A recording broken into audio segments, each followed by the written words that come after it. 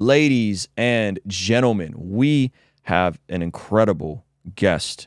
I almost feel like he's a friend of the channels, even though this is his first time with the channel, with the amount of times we've reacted to his content and being friendly with his team, and just an overall brilliant man, public speaker, apologist, I don't know, scholar, all these things. He would probably deny these titles, but we have Mr. Frank Turek. Oh, I'll take the titles. You take the titles? I'll take them. Why not? All right. It doesn't matter. Thank you for being here. My pleasure, man. It's great finally meeting you in the flesh. Been watching your videos quite a while. Our team loves your videos too, not just me. Man. That's awesome. Yeah, Jorge is amazing. Yeah, Jorge and Heath. Heath is the one that handles all the events, and so she's been watching you forever. She goes, "Oh, you're going to be on his show." I was like, "Yeah." Yeah, that's amazing. Yeah, Jorge, you may not know this, helped me with my Tyrese interview in Atlanta. Oh, good. Would have been awful if he wasn't there. So he came through the last minute clutch. Yo, he's amazing. Oh my gosh, he stays up on all this tech stuff. Yes. Like he's right up to date, and he loves that stuff. Yeah. He's great. So shout out to you, Jorge. Thank you. Frank, I want to talk about so many different things with you. That you have had a couple of viral moments where you've been confronted. I want to get into those. You obviously have an amazing speaking thing you do on YouTube that gets clipped up, and social media, and the way you guys use all of it is brilliant. But I don't think a lot of people know your story and how you even got into doing this, which goes back about a decade, and you actually came up in like a corporate America type of setting, correct? Yeah, actually, I was brought up in New Jersey, so I was Catholic because it's the law, right? If you're from New Jersey, you're either Catholic, Jewish, or a skeptic. And so I went to Catholic high school, and I always believed in God. I always knew there had to be a first cause. That just seemed obvious to me. Somebody created this whole thing, you know, but I never really knew who Jesus was. And it wasn't until after I got out of college and I went right into the Navy. I was a Naval ROTC student, went to Navigator School in Pensacola, Florida, and I met the son of a Methodist minister. And I had so many questions for this guy. He finally said, "Look, you just need to get Josh McDowell books. Evidence Demands a Verdict and More Than a Carpenter." Right there. There it is right there. In fact, that version right there, I helped update. Yeah, that's the OG one. On the team that Norman Geisler put together. That's the one that brought me to faith. That one? Yep. Oh, cool. That exact version of it. Yeah. I was a sophomore in high school. I was dating a Christian girl, stopped dating her, started dating a Jehovah's Witness girl. Is Jesus God? Is he not God? And my coworkers at Pizza Hut were Christians, and they gave me that book, and then I've since gotten a new one, and that kind of sealed the deal for me and like fully surrendered. So that's why it's always behind you. Yes. Okay. And you just had Sean on. I did have to, which was surreal because he didn't know that. So when I shared it with him, he was flipping out. Yeah. So it was amazing. Yeah. Well, that book brought me, and the other one was More Than a Carpenter. Those two books. And so that was, say, 1985. And then when I got out of the Navy in 1992, I actually met Norman Geisler in a course I was taking at McLean Bible Church in D.C., because we were stationed in D.C., and he was starting a seminary in Charlotte, North Carolina, Southern Evangelical Seminary. Within 6 months, my wife and I and our 3 sons moved to Charlotte to go to the seminary, because there was no online back then. And we've been there ever since. We've been in Charlotte ever since. And so in 2006, after I got a doctorate in apologetics in 2005, we started crossexamine.org, mostly to go to colleges, high schools, and churches to show that Christianity is true, because Norm and I wrote the book, I Don't Have Enough Faith to Be an Atheist, in 2004. And so from that point on, I began going to colleges, high schools, and churches. But in the meantime, from 1993 to 2011, I was doing corporate training for corporations. And so let's back up. How do you, as an apologist, you're working? You said you helped update that version of Josh McDowell's book. You're doing apologetics work, it sounds like, right? And seminary. How do you then get into corporate training, and what are you training these corporations? Well, in order to get money to pay the family, provide for the family. I couldn't just go to seminary because I had a wife and 3 kids. So I had to figure out a way to make money while I'm going to seminary and while I'm starting up the cross-examine ministry. So in the Navy, I was an instructor. And when I got out of the Navy, I had some skills to instruct people, and I just began studying leadership, management, sales, that kind of stuff, customer service. And so I began, after about 3 years of trying, there was a lean 3 years when we were going to seminary and we didn't have two nickels to rub together, but I was doing corporate training. After about 3 years, it started to take off. And so I was doing training for companies like Cisco, Bank of America, a lot of insurance companies. And I kept doing that, and I enjoyed it. It was fun. But I then wrote a book called Correct, Not Politically Correct. It had to do with same-sex marriage. And somebody in Cisco discovered I had written the book, and they fired me that day. In the name of inclusion, tolerance, and diversity, I was excluded and not tolerated for holding a diverse view. Interesting. What year was this? This was 2011. 2011. Okay, so this is right as things are kind of starting to, I feel like around that time, people were starting to shift. Things are getting more intense with this stuff. But same-sex marriage was not the case.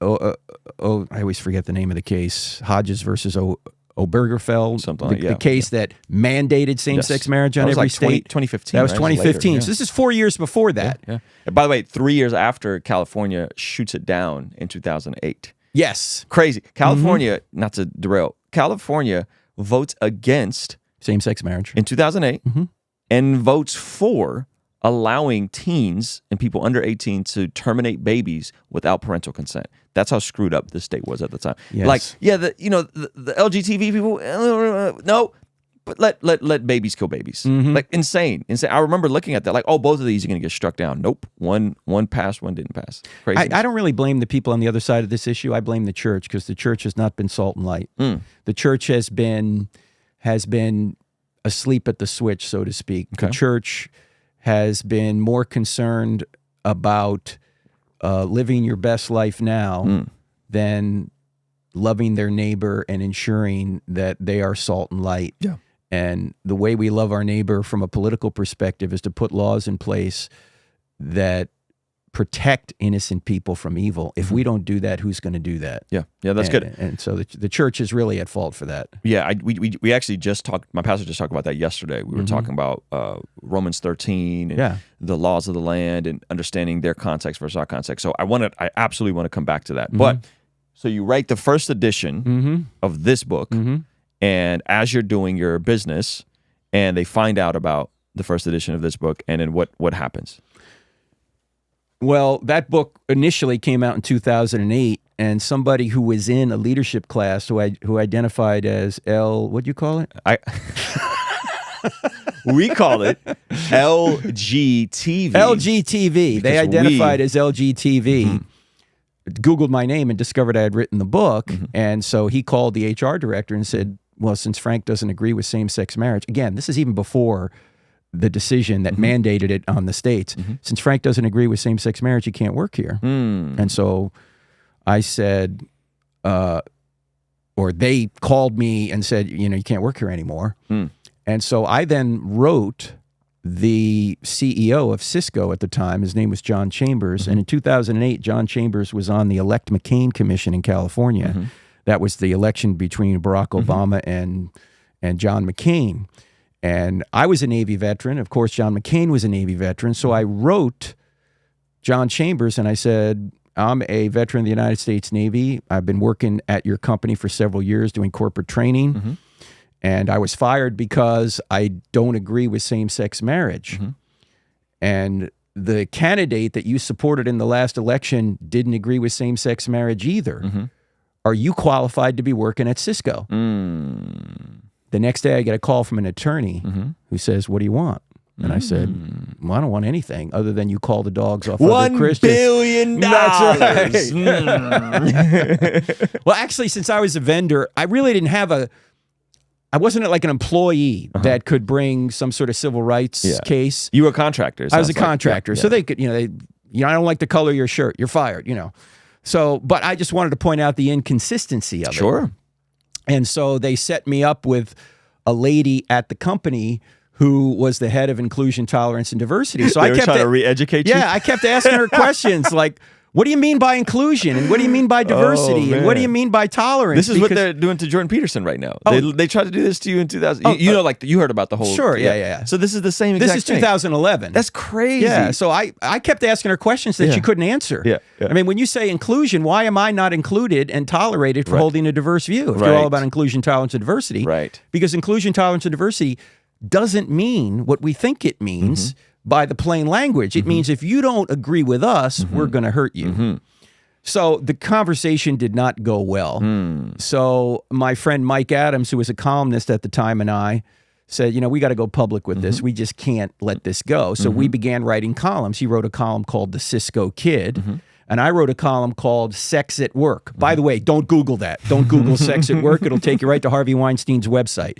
Anyway, so it's actually at our website, crossexamine.org. And it's in the book that you just held up, because I put the column in the book. But my question was this, Ruslan, like, why is corporate America obsessed with talking about sex at work? Are we supposed to have sex at work? I mean, really, why is that? I mean, as long as we treat one another with respect in the workplace, regardless of what we do sexually, there should be no problem. Why are you trying to force me to accept a sexual practice that I don't think is right? Right.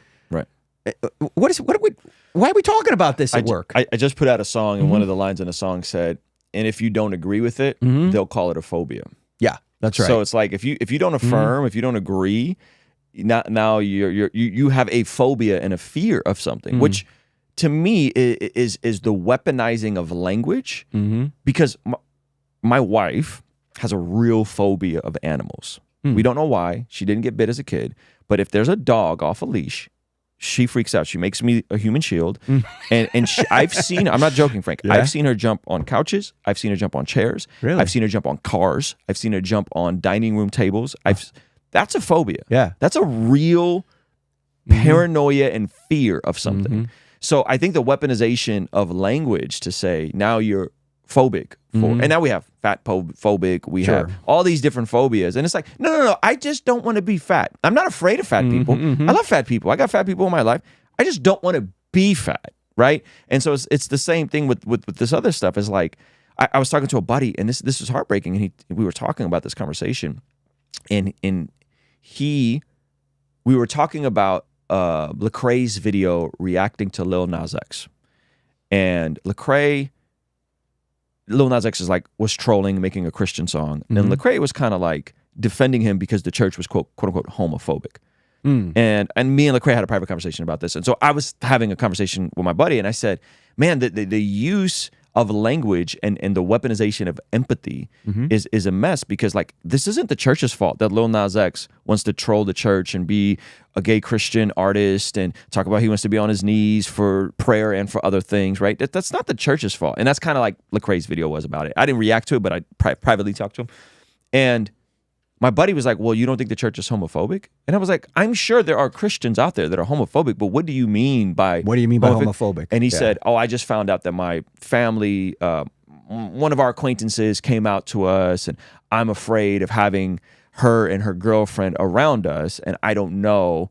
And I said, that's not like you saying, hey, when you come around my kids, like, can you not French kiss? Is not homophobia. No one gets the French kiss around my kids. That's right. Yeah. Not like my niece and her boyfriend, not none of my married friends. So and if there's really relationship there, and there's really equity and inclusion, they should have enough dignity and respect for you to say, if you have a Christian sex ethic, I'm just not going to do that. I'm not going to flaunt that. Now, in our context, we've had gay couples over for Thanksgiving. Never had an issue. They've never did the PDA thing, because most people don't want to rub their sexuality in their face or in your kid's face. But for whatever reason, and so I literally had to kind of correct, almost rebuke my buddy. I'm like, bro, you're not homophobic. You are just concerned of what your little kids are going to be exposed to. And I think there should be tolerance and acceptance on the other side extended as well. Why is it that the Christian always needs to change what they think is right? That's right. But the people that don't agree with Christians, they don't have to change at all. That's right. Why is that? That's right. And not only that, but they get to flaunt it, and you have to accept it, and you have to celebrate it. It makes no sense. Well, it's also interesting that you bring up the weaponization of our compassion, because that's really what goes on. they say that if you're loving, you have to agree with everything we do, but that's not love. I mean, every parent knows you don't agree with everything your 13-year-old wants to do. That's not loving. That's enablement. Sure. You need to stand in the way of evil if you're going to love people. But we think love means approval. It does not mean approval. In fact, we had a debate, Michael Brown and I, many years ago with some LGTV activists. Yeah, I saw it. It was brilliant. Yeah. It was great. You guys, by the way, you two had an amazing synergy together in that debate. I'd never seen it. It was like you guys were finishing each other's sentences. It was Michael amazing. Brown has forgotten more than I'll ever know. He's brilliant. But anyway, at one point, the debate was, the title of it was something like, does love require affirmation? And at one point, we turned to the other side and we said, do you love us? And they said, yes. And we said, do you affirm our position? And they said, no. I said, you just lost the debate then. Debate's over. Yeah, because they were frazzled, by the way. Yeah. They were frustrated. You can love people and not agree with them. Right. In fact, most of the time you don't agree with them. And every married couple knows this. You don't agree on everything, but you still love the other person. Yes. And so the idea that you have to love people or you have to affirm everything they do to love them is just, it's really from the pit of hell if you think about it. Because love means seeking what's best for the other person. And if you know what somebody else is doing isn't what's best for them, you have an obligation to try and talk them out of it. Yeah. That's what love is. In fact, you know, in the passage that everybody reads at their wedding, but nobody obeys, 1 Corinthians 13, Paul says, love does not rejoice in wrongdoing. Love rejoices in the truth. Love always protects. Love always perseveres. In order to protect people, you have to oppose any evil they want to do. That's good. Yeah. That's good. In order to protect people, you have to oppose any evil they want to do. Oftentimes, they may not know that the evil they want to do is causing self-imposed harm. They don't know. Yeah. Right? When my mother was an alcoholic, she just got sober after the pandemic, which has been amazing. She didn't understand that she was hurting herself, that her alcoholism was hurting herself. And I could never affirm, which caused a lot of tension. And we were basically estranged at one point in terms of just not communicating. And then I helped her turn it around by the grace of God. And so she's been sober for about 3 years now. Which is How did you break that to her? Like, what did you say to her? I would just tell her that you're nuts. Like, I'm like, what do you like before you come over, make sure you're sober. Like, don't come over here tipsy. Don't call me tipsy. Don't call me drunk. If I hear, I could tell with I could hear it in her voice. Yeah. I just would not talk to her. I would not communicate with her. And the long story short, and sometimes this is how God works in people's lives, not all the time. My mom let herself go to the point where she needed both hips replaced. And because she needed both hips replaced, she fell and broke her shoulder, like swollen shoulder, maybe 3 weeks before the pandemic, before everything shut down. So this is the beginning of March. And because she needed help, she called me and I saw the shoulder, took her to the emergency room. They started working on that. So she got surgery on the shoulder and she got both hips fixed. And then at that point, she just didn't really have a need to drink. It was like breaking the shoulder and going to the hospital for so long, for a week or whatever she was in there, broke the It was like an physical impact event for her. She went, man. Well, it also got the alcohol out of her system. Yeah. You know? So it was like the impact event, then the alcohol out of her system. And then it was like, okay, now you're functional. You can come around the kids. You have something to live for. And she hasn't drank since. And she quit smoking cigarettes too. She vapes now, but both. And those were massive strongholds for her. Yeah. You know, one of the things I think we can do with people, because it is sensitive, especially with family. How do you bring this stuff up? Whether it's sexual issues, alcohol, drugs, whatever it is, pornography. It might be a good tactic to say to somebody, hey, if I were going down a road you knew was harmful to me and others, would you love me enough to tell me?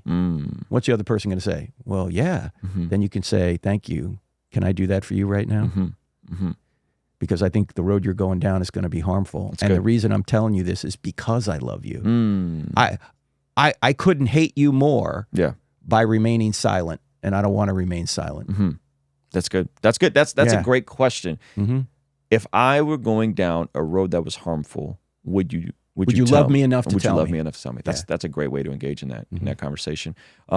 So they say, what do you want? The Cisco CEO or the legal? Yeah. What do you want? So I would have asked for an obnoxious amount of money to be quiet. That wasn't the point. The point was, I said, just call the dogs off other Christians because you claim to be inclusive, tolerant, and diverse, and you're not. Yes. Well, we went public with all this. I wrote a column, and Mike Adams wrote a couple. Turns out that the lady who fired me was fired shortly thereafter. I don't know if it was because she fired me, but by making the CEO look bad in public, that was a no-no. So I don't take any gratification in that. I'm simply saying that's what happened after we went public. What was her title? Because this is early. The diversity inclusion. I don't know what her exact title was, but that was the essence of what she was trying to do: advance inclusion, tolerance, and diversity. And when I asked her to define that, she couldn't. I started asking her questions. You know, why am I being excluded for holding a diverse view? She just couldn't quite get there. And then Bank of America fired me right after that because they heard of this event. Now, at that point, the positive side of this is I had to go full-time with Cross-Examine because I burned the bridges that I had to the corporate world by going public. So that's when I began doing this full-time, which I'm doing now for 13 years. Can we pause there for a moment? Because I think with those of our audience that is aspiring to maybe build a nonprofit, build a business, build a YouTube, build a podcast, you were in a position where you had this corporate world that you built up of one business as a contractor. So you're doing these trainings, but then on the side, it sounds like you're really building up your baby and the thing you're really, really, really passionate about. And God almost sounds like he kind of forced you into going the other direction. Should look at it that way. Sure, right? It was providential. Yeah, providential indeed. And if like how long did that take to go from I have my day job, I have to work to eat, but on the side I'm sowing to reap. I'm sowing to reap for the next season of this apologetics ministry taking off, and obviously a decade removed now, plus decade plus removed, and you guys are crushing it. Right, you're on multiple platforms. I think multiple languages. Right, you guys are doing an amazing job. How was that process to transition? Especially you have a family, you have kids, you have people who are dependent on you, and for the entrepreneurs or the people that are aspiring to kind of build audiences and build ministries.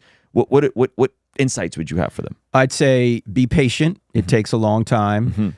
My mentor, Dr. Norman Geisler, always used to say, get your education first, then do your ministry. So for me, everyone wants to jump into ministry right away. In fact, when you had Sean McDowell here a couple weeks ago, I remember asking Sean, he went to a leadership conference in Florida a number of years ago. I said, Sean, what was the top insight you took away from this leadership conference you went to? And he said, shun the spotlight as long as you can. That's good. And you thought, that seems counterintuitive, but no, he's right. Why shun the spotlight? Because in today's digital world, everything you do is recorded, and you don't want to, if you're a true Christian, you don't want to say anything that's going to bring disrepute on Christianity or Jesus when you're too young and you don't know any better. That's good. Get educated and then get in the spotlight. That's good. So I thought that was insightful. And by the time I went full-time with Cross-Examined, I had been studying apologetics for 18 years. And so we really didn't start doing the live streaming stuff until it became cost effective to do, maybe over the past 5 or 6 years. So now the world's a little bit different. When I started, in order to get credibility in this world, you had to write a book. Now you can, as you've done, create a YouTube environment and you can get credibility that way. So there's really two ways to do it. But for every one of you or me that's out there doing this and has 500,000 followers or whatever, there's thousands that have 200-300 followers, right? So there's no guarantee you're going to get there. Just be patient and keep doing it every day. And I think there's value in doing that. If it happens too quickly, that's not good for your soul. It's just not. That's good. That's good. The interesting thing about my journey is that I had been walking with Jesus, reading apologetics books, plugged into a local church, on staff at a church, communicating for almost 20 years before I really started talking about my faith and my opinions about my faith and my opinions about culture online. My YouTube channel prior to 2020 was just me having conversations with my friends. Sometimes we talk about faith, sometimes we wouldn't. It was about music stuff. It was about marketing ideas. It was about different things like documenting, vlogging. And then the pandemic happened and I pivoted. And that's really what people don't know that I was on YouTube from 2015 to 2020 with less than 15,000 subscribers, 5,000 subscribers in 28. And so I think what you're saying is spot on in terms of don't go after the spotlight because that could actually ruin you prematurely. And don't be afraid to work a job. That's right. To again, work to eat while you're sowing to reap for the next season. How long was that process for you as now you're ending corporate America, right? All these doors are closed providentially before Cross-Examine finally is able to replace that from an income standpoint? Well, it was a parallel. Cross-Examine we began in 2006, 2007. By the time 2011 rolled around, we had enough donors to where I could go full-time. Okay, and then it's supplemented by going to a church when a church gives you an honorarium. Sure. So it's not all from Cross-Examine. Sure. So it was, say, 4 or 5 years that I'm doing this parallel track, that I'm working. Well, let me back up. I mean, when we moved to Charlotte to go to seminary in 1993, I'm starting up this speaking business, and I'm going to seminary at the same time, and I'm also working with Dr. Geisler, doing some presentations with him, wrote a book with him in 1998 called Legislating Morality, because all laws legislate morality. And then we're traveling the country doing a program called The 12 Points That Show Christianity's True. And at one point I turned to him, I said, hey, Norm, this needs to be a book. He said, okay, let's write it. So that turned into I Don't Have Enough Faith to Be an Atheist. And that was done by 2004. I'm still going to seminary. I'm still doing corporate training. And then by 2006 or 7, we started crossexamine.org, but that's still a side gig. I'm still doing corporate training all the way to 2011. And by that time, we had enough donors and enough backing in order for me to say, okay, we're burning the bridges in the corporate world. Let's just go full-time this. Now, I actually think it's good for your soul, good for your growth to do something other than ministry. I'm not saying everybody has to do this, but for me, it was good to be in the military for 8 years. It was good to be in the business world for 18 years. Because if you're just in ministry all the time, I think for some people anyway, you can get myopic. You don't really know what the real world is doing and what it's like to work in corporate America, what it's like to work or be in the military, what it's like to do other things other than straight ministry. So for me, it was helpful for me to do those other things. Yeah, being bivocational kind of gave you an edge. Yeah. Do you think that when you built both things up and they're doing well, do you think that those ships getting burnt where you had to go full throttle? Yeah, you had to. You think that also lit a fire under you? Yeah, by the way, I was paid a lot more in the corporate world than I am now. Yeah. I mean, which is common. Yeah, of course. Yeah. So then tell me that transition into full-time ministry. Well, we just decided that I would start doing Cross-Examine full-time, which meant I would be on the road a lot more, doing universities, doing churches, doing conferences for kids, for youth, that kind of thing. So that transition, I was already doing some of that while I was working in the corporate world. So it wasn't a really big transition. I just amped that side up and said, look, I've got more on my calendar now, more time to do this Cross-Examine ministry. That's beautiful. So let's go back to when you've been fired from Bank of America. Cisco has already fired you. They ask you, what do you want? The story is starting to go viral. I remember hearing about the story back then. I remember starting to hear about some of this, like, oh man, like you guys are trying to be more inclusive, but like this has a negative impact. Sure. And I remember hearing about your story. So what happens next? At Cisco? Well, just in terms of how the entire thing kind of plays out. Was there an apology issue to you? Did you just kind of like quietly? Yeah, not really an apology from Cisco. Bank of America had a conversation with the head of HR, and she gave me the old wink, wink, nudge, nudge. Yeah, this isn't totally consistent, right? And so I was, again, just trying to say, call the dogs off other Christians. Why are you making this an issue? Why are you making political and moral views a requirement to work at your company? Yeah. That's a violation of people's rights. That's right. As long as they treat one another with respect. That's right. In the workplace and get the job done, you shouldn't care what they think about sex. Yes. You shouldn't care what they think about religion. You shouldn't care what they think about these matters that are just germane to them in their own personal life. So it's flipped so far to the other side now that the people who are the most intolerant are the ones who say they're fighting for tolerance. You notice that? They're not tolerant at all.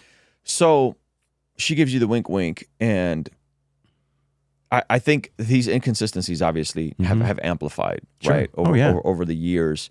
And now I think that most people would say, yeah, this has gone too far. I think that's where a lot of people are at. Now, again, I've been looking at polling data. I'm not sure if you saw this study. I could pull it up, but it's a study that basically said that in the last year, Americans have actually become more conservative, morally speaking, right? So I had Tim from the New Evangelicals on, and I showed him this study, and it was like, more people think that sex before marriage is morally wrong. More people think all these things are more morally wrong than they did a year ago. And it seems like there's a shift happening in terms of the zeitgeist. Would you agree? The pendulum may be swinging the other way. I think it's swinging the other way on the trans issue. Okay. I think people are going, yeah, this is crazy. We shouldn't be mutilating children. We shouldn't be doing this. And that's why 23 states have passed laws against it. Right. So now, on the other hand, here we are in California. California wants to be a haven for people that want to mutilate their children. They'll even pay to bring them in or to abort their children up to the moment of birth. I mean, this is madness. But whose fault is it? It's not Gavin Newsom's fault. It's the church's fault. Yeah. The church hasn't been the church. Yeah.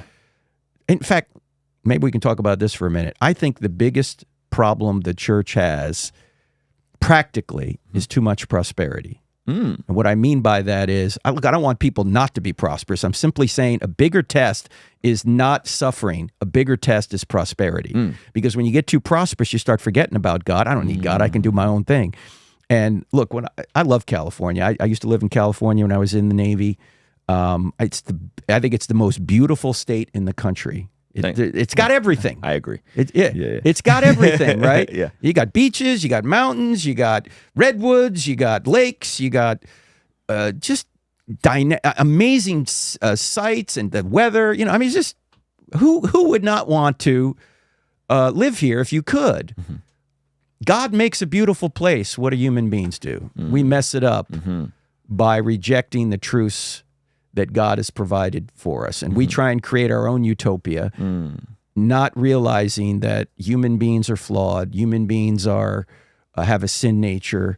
And that's why I think places like this eventually get to a point where people go, man, enough is enough. This is crazy. We're trying to change reality to fit our preferences, when in fact we should be changing our preferences to fit reality. It's good. The interesting thing about California that a lot of people don't know, and I'm sure you know this, but when you pull out San Francisco and Los Angeles, California is, if we're talking politics, is like the rest of the country. Yes. Right? There's even a meme that I've seen where it shows this Southern California, and it has like all the cities, and then like Newport Beach, like it scratches out Newport Beach and it just writes Florida. Right, because if you go to Orange County, you go to obviously San Diego County, you go to Bakersfield, you go to all these other counties, it's way more conservative. It's just LA and San Francisco completely sway it the other way in terms of just the sheer volume of population. That farmland from say Bakersfield all the way north of Sacramento, other than Sacramento itself, all conservative. Yeah. It's all red. But I am hopeful, Frank, in that I think here at least, I think LA and San Francisco are waking up that like the ideology that drives the policies just doesn't make sense. It doesn't make sense, and it's not adding up, and it's doing more. Even Governor Newsom surprisingly made more of a moderate position on the latest Transformers bill that they tried to pass, where parents like lost the right to engage, and he ended up shooting it down, which was like a big like whoa. And so everybody's like, he's signaling that he's a moderate, running for president and all this. Yeah, but that was shocking, like that happened. Now again, I still think he's a lunatic. Well, I agree. I don't want to take all responsibility from him. I'm saying Gavin Newsom wouldn't even be the governor if Christians were engaged like they should be. And people say, oh, I don't get involved in politics. I just preach the gospel. And I tell them, if you think the gospel is important, as we all do, and you don't think politics are important, you're missing something really big. And that is politics affects your ability to preach and live the gospel. If you don't think so, go to some of the countries I've been. I've been to Iran. I've been to Saudi Arabia. I've been to China. Can we do this podcast in those in those places? Right. No. That's right. Can we have the First Baptist Church of Tehran there, or the First Baptist Church of Riyadh or Mecca? No. Why? Because politically they've ruled it out. That's right. And we just take it for granted Yep. that we have religious freedom in America. Yeah. But it's slipping away. Yeah. Why? Because the church isn't engaged. And my very ability to make a living because I'm a Christian was hampered by politics. And so we have to be engaged, if for no other reason to protect religious freedom, and also because we love our neighbor. Yeah. And we want laws put in place that protect people, even laws they may not like. We want them put in place. Yeah. And it's not a theocracy. People always say, oh, it's a theocracy. No. Christian nationalism. Yeah. We live in America. Everybody has the right, and I would argue the obligation, to make yourself informed about the issues and then vote accordingly. That's right. It's not imposing a religious. We're not imposing religion. We are imposing morality, but everybody's trying to do that. Right. That's right. Everybody's trying to impose a moral position. Yep. Even if you're pro-abortion, you're trying to impose a moral position. Why? What are you saying? You're saying a woman has a moral right to basically kill her child. That's right. The only question is that the right moral right? Yeah. And the answer is no, because you're killing another human being. Right. So everybody's trying to impose a moral position. The only question is whose moral position? Whose moral position? And I don't want to impose my moral position. I don't want to impose your moral position. I want to impose the moral position. Yeah. Well, because the interesting thing about opposing moral positions is now they are seemingly acknowledging that they are objective as well.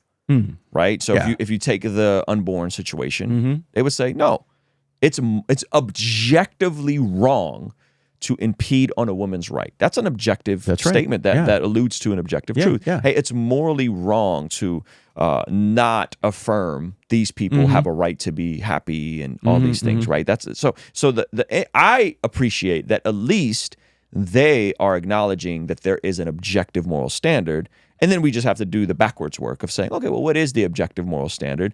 And in my opinion, and I'm sure your book explores this as well, the data is on our side. Oh, of course. The data is on our side in terms of, hey, make the decision to terminate a baby and then see the consequences of it. Even if we were to take Kant's view of ethics and remove God from it and go to the moral imperative, if everyone did said thing, what would happen? If everyone, right now, what is it? Gen Zers, 1 out of 5 are identifying as a part of the LGBTQ community. Right. So if 1 out of 5 identify, and then that number keeps increasing. It's doubled every generation. What is the logical conclusion of that? That's Bill Maher said. Bill Maher said. By 2060, we'll all be gay. Well, and then what happens to the basic ability to recreate and maintain our population or exceed our population, which we see what happens when there's not a growing population. Look at China. Look at Korea, right? Sure.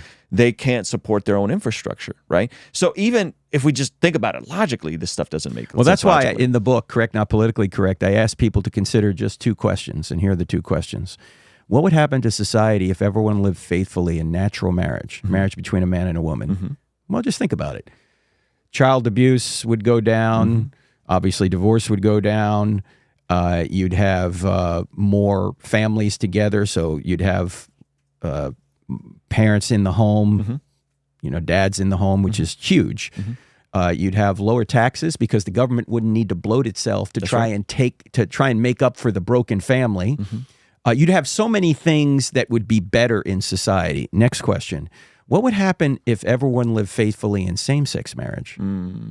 It would be the end of civilization in a generation or 2. That's right. Now, I'm not suggesting that having a law that allows same-sex marriage would cause this. I'm simply pointing out that there is a difference between the 2 relationships, a qualitative difference. One perpetuates and stabilizes society, and the other doesn't. And so when you treat things equally, you're saying they're the same thing. These 2 relationships are not equal. They're different qualitatively because one perpetuates and stabilizes society and the other does not. Now, the people involved in those relationships are equal, but their behaviors are not. And so people need to make these distinctions in order to say, I'm not saying that people who have a same-sex orientation aren't human beings that deserve respect. I'm saying they do. I'm simply saying that the behavior in which they engage is not the same as the behavior of a heterosexual couple. And they're qualitatively different. You could also ask the question, why is the state involved in marriage at all? And the reason the state is involved in marriage is to perpetuate and stabilize society. The state doesn't care whether you love the other person. I mean, when you got married, did you go to the government and for a marriage license? Did they ask you, do you really love her? Do you really love him? They don't. That's not the issue. That's not right. The issue is, are you going to come together and perpetuate and stabilize society, or at least model that? Even if you're a sterile couple, you're modeling that to the rest of society, that when a man and woman come together, they're generally procreating and they're generally perpetuating and stabilizing society, where two men and two women doing that don't do that. And the problem with same-sex marriage is it's basically made the institution of marriage genderless. And if the institution of marriage is genderless, then marriage has nothing to do with children. And if marriage has nothing to do with children, what institution in our society takes care of children? There isn't one. It's got to be marriage.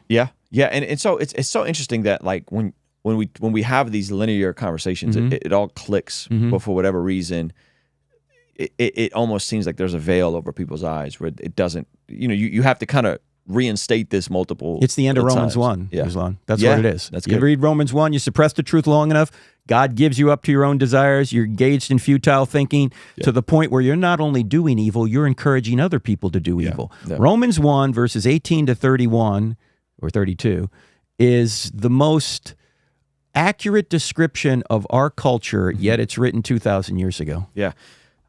I want to get into how you believe the church can better engage, right? Because you said a lot of this is a byproduct of the church not engaging. I also want to get on a viral video you had where I reacted to it, where you said one of the biggest issues we had in terms of family is not gay marriage. It's actually no fault divorce laws. I want to get into that. But just one last tidbit on this. I do think that there's a moment right now where people are saying, okay, I don't care what other people do in the privacy of their own homes. But this consistently being pushed is getting ridiculous. And I'll give you an example from a family member. A family member of mine works in a world, I'll tell you who it is offline, and they run a company, and they had like a Discord.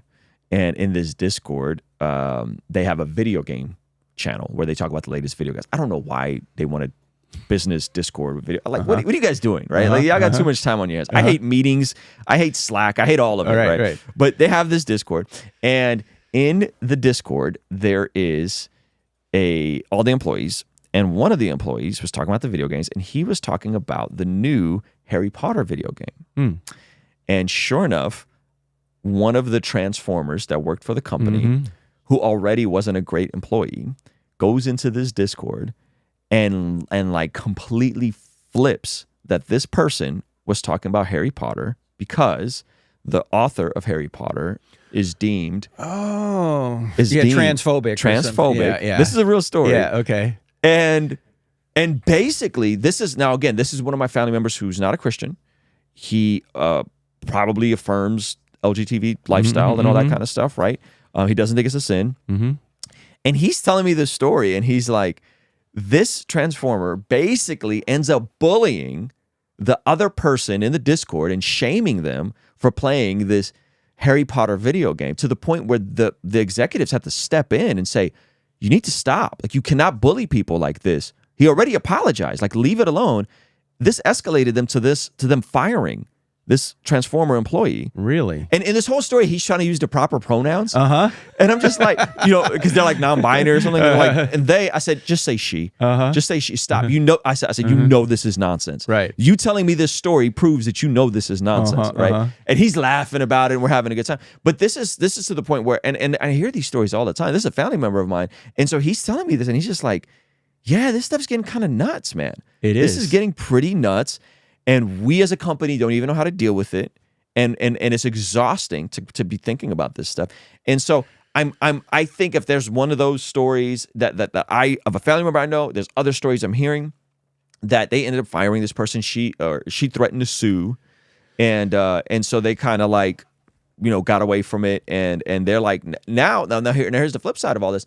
Now they're hesitant to hire somebody from this community. Yeah, that's the downside of it. It's the downside of it. People are going to go, I don't want the headache. Yep.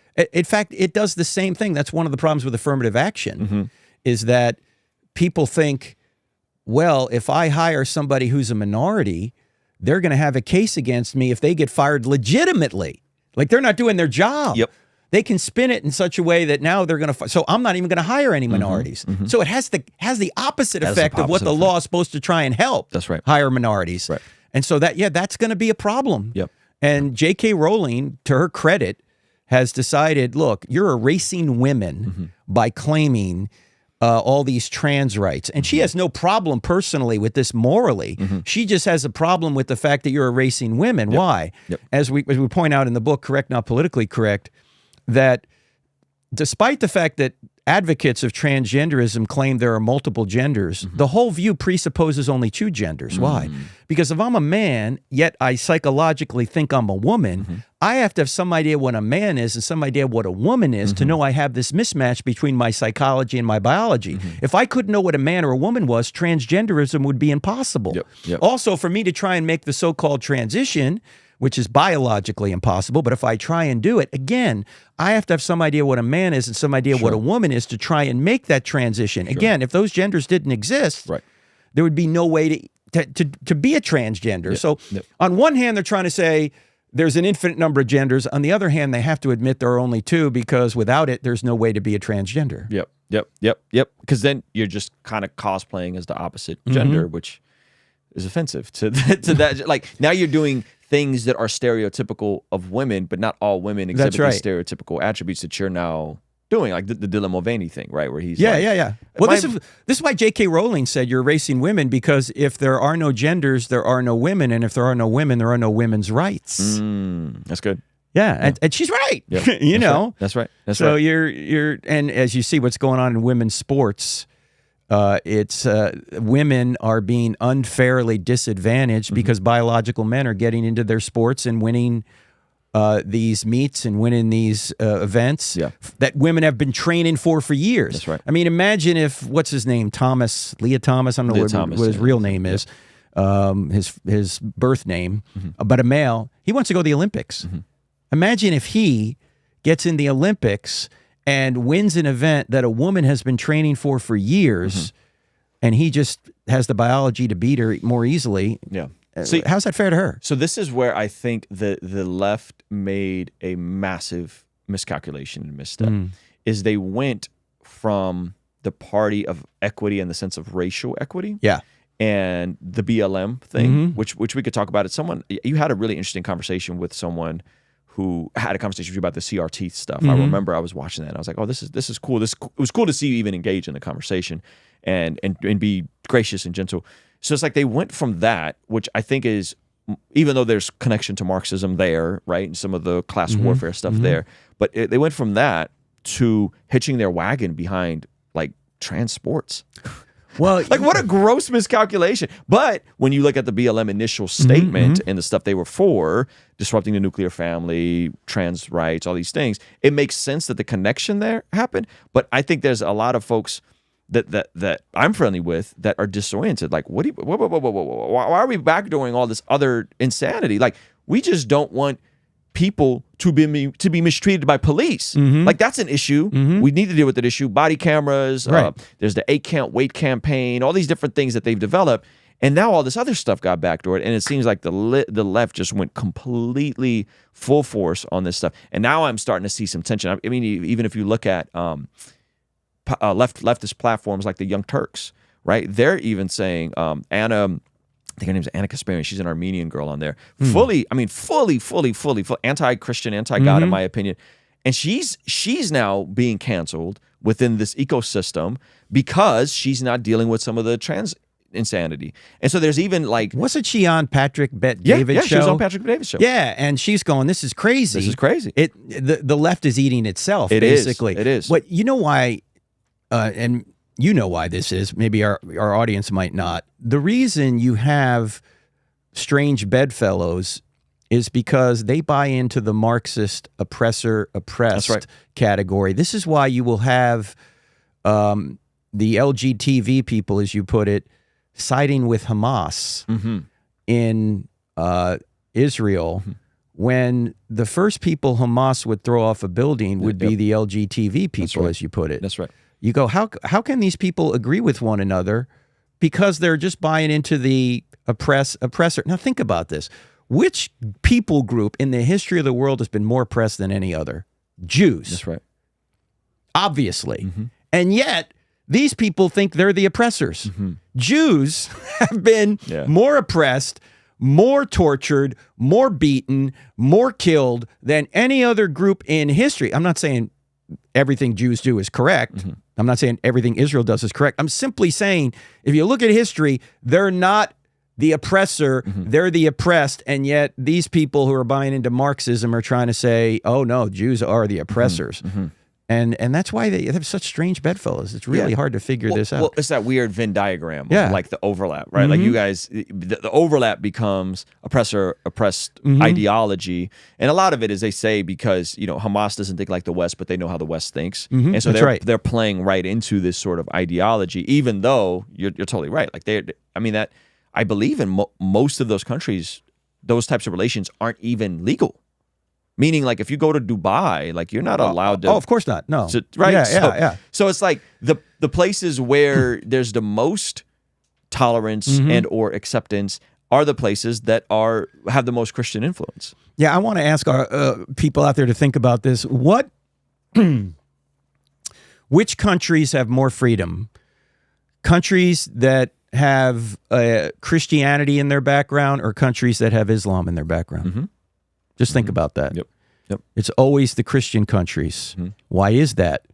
Because we believe in individual human rights. Now, sometimes we get the rights wrong, right? But at least we agree on people have rights. Whereas Muslims generally say, no, Sharia law is the way, and if you don't like it, you're either going to pay a tax or you're going to die. The state is more important than the individual. If you disrupt the state, we can, or you disrupt Allah. Or you disrupt, And that's, of course, the problem in Marxism, too. In atheism, individuals don't matter. The state is eternal, because individuals are not eternal. Individuals die, it's over. The state goes on. And where in Christianity, we believe, no, the individual goes on. States are not eternal. America is not going to exist in heaven, right? America is one day going to go away, but the individual matters. And so for these people who, on one hand, want to have all sorts of rights, even though they're not really rights, they want to have rights in America, at least have the ability to fight for them here. If they go over to Gaza, they're going to be thrown off a building, and they can't see this connection. Talk about cognitive dissonance. How can the church better engage? You've mentioned that repeatedly, right? What is that practically like? Because I mean, again, I get the incredible benefit of doing this for a living. I travel a bit. I have a lot of friends that are and family members that are not Christians. So a lot of times they'll just ask me these sorts of questions. Like we've talked about the unborn, we've talked about Israel, we've had all these conversations with my family. And so I kind of get the advantage of like people come to my non-Christian friends and family come to me about these things. So I kind of am, and I live in this world, so it's easy for me to have these conversations. Sure. But how can the church at scale engage Christians who are watching this? How can they engage? Well, the church itself needs to train the people in the pews how to engage. They need to train them in evidence that Christianity is true. Of course, that's what we do. I don't have enough faith to be an atheist. You know, does truth exist? Does God exist? Are miracles possible? Did Jesus really rise from the dead? What's the evidence? Because if Jesus rose from the dead, game over, Christianity is true. If he didn't rise from the dead, game over, it's false. That's right. So you need to train people on how to do that, which is, of course, what we try and do. And then secondly, you got to train people to ask a lot of questions. Rather than make statements, ask questions. So when someone says something, like suppose someone says, well, I can't believe the Bible because it's been changed throughout the centuries. Don't go into a dissertation as to why it hasn't. Ask them questions. What do you mean by that? What do you mean it's been changed throughout the centuries? Next question. What evidence do you have for that position? Or how did you come to that conclusion? These are questions from my friend Greg Kokel's book, Tactics. Ask questions to try and discover where the other person's coming from, because when somebody says something, it's not your job to refute what they say. It's their job to support what they say. That's right. So they might say, well, I don't know. I don't know why I think it's been changed throughout the centuries. You know why? They just heard a slogan. They don't have any evidence for it. You know, if you ask them, Oh, the best part is when they just bring up the Council of Nicaea randomly. Yeah. Oh, Council of Nicaea, that's where they... That's right. That's right. It's like whatever they don't like, they just blame on the Council of That's Nicaea. right. That's like right. the Bible, the Trinity, Council of Nicaea did it all. It's hilarious. So just ask some questions. That's right. Council of Nicaea. Say, what evidence do you have for that? Right. I mean, have you investigated the manuscript evidence for yourself? Right. I can almost guarantee you the person isn't going to say, yeah, just last night I was up reading a book about the Byzantine line of manuscripts. Right? Nobody's going to say that. Yeah. And then you can say the third question. I'm giving 3 questions here that people ought to I love it. just put in their minds. Yeah. What do you mean by that? How'd you come to that conclusion? Have you ever considered that we didn't get the Bible that's good. like the telephone game, like a lot of people think? Yeah. We got the Bible by people who were there. They wrote it down. Those manuscripts were copied, and there's more than 5,000, almost 6,000 handwritten Greek manuscripts of the New Testament from the 2nd century all the way to the printing press. And then we have 15,000 or so in other languages. When we compare all those manuscripts, we can reconstruct the original to 99% accuracy. So that's a way of showing people some evidence back without being offensive. That's good. Ask them questions. Just keep asking questions. That's good. What do you mean by That's that? good. How'd you come to that conclusion? Have you ever considered? Yeah, it's very, very Socratic, right? Yes. The way you're describing it. By the way, those brilliant. questions we have an app, the Cross-Examined app. Okay. 2 words in the App Store, Cross-Examined. If you go there, in the app, you'll go to quick answers, and these questions are in there. I love that. Yeah, get that app, guys. That's amazing. So I think asking questions that's a very brilliant way of engaging in these. In fact, conversations. Ruslan, right? Can we say what day it is right now? What's today? Today's the 29th of January, 2024. On our YouTube channel, our team just released an extended cut of an interaction I had with an LGBTQ person at Fresno State. Is that the one that went viral where she was very combative? Yes. Well, now we put the whole 9-minute conversation Okay. up today. Okay, great. Okay.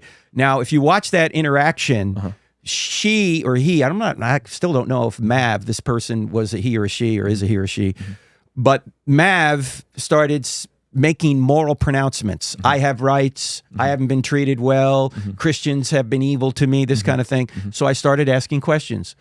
What's your standard? What's your moral standard? Why do you think that's a right?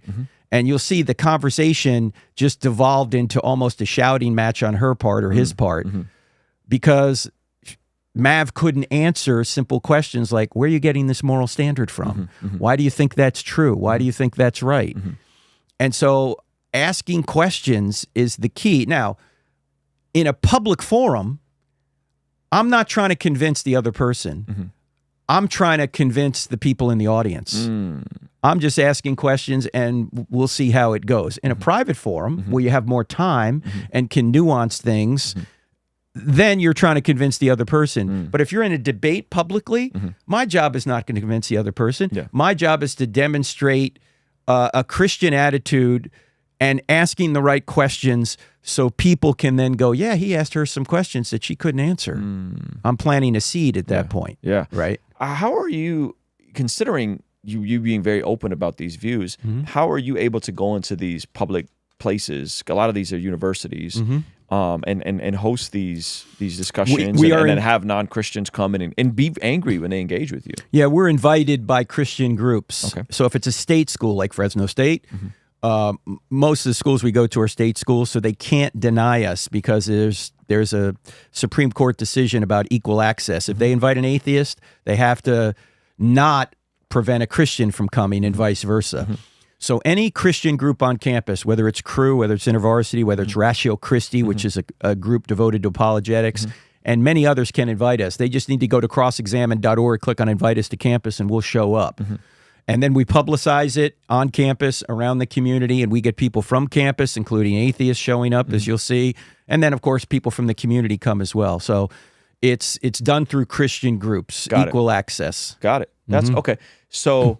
And you can go too. Yeah. If you want to go to a college campus, they can invite you. A Christian group can, you can. And so in terms of that, like a lot of these, are they, is the Cross-Examined ministry basically kind of occurring the cost to get you to these places? Yes, that's why we raise money to do this, because we don't charge students a dime. They come for free. That's beautiful. So that's if people go to crossexamined.org and they want to donate, that's where the money's going to go to college campuses and do our podcast and TV show and all that. I love that. That's why we do it. I love that. Now, how many of how many interactions have you had that have gotten that tense before? Is it often or is it not often? Because that was by far, I've seen a lot of your videos.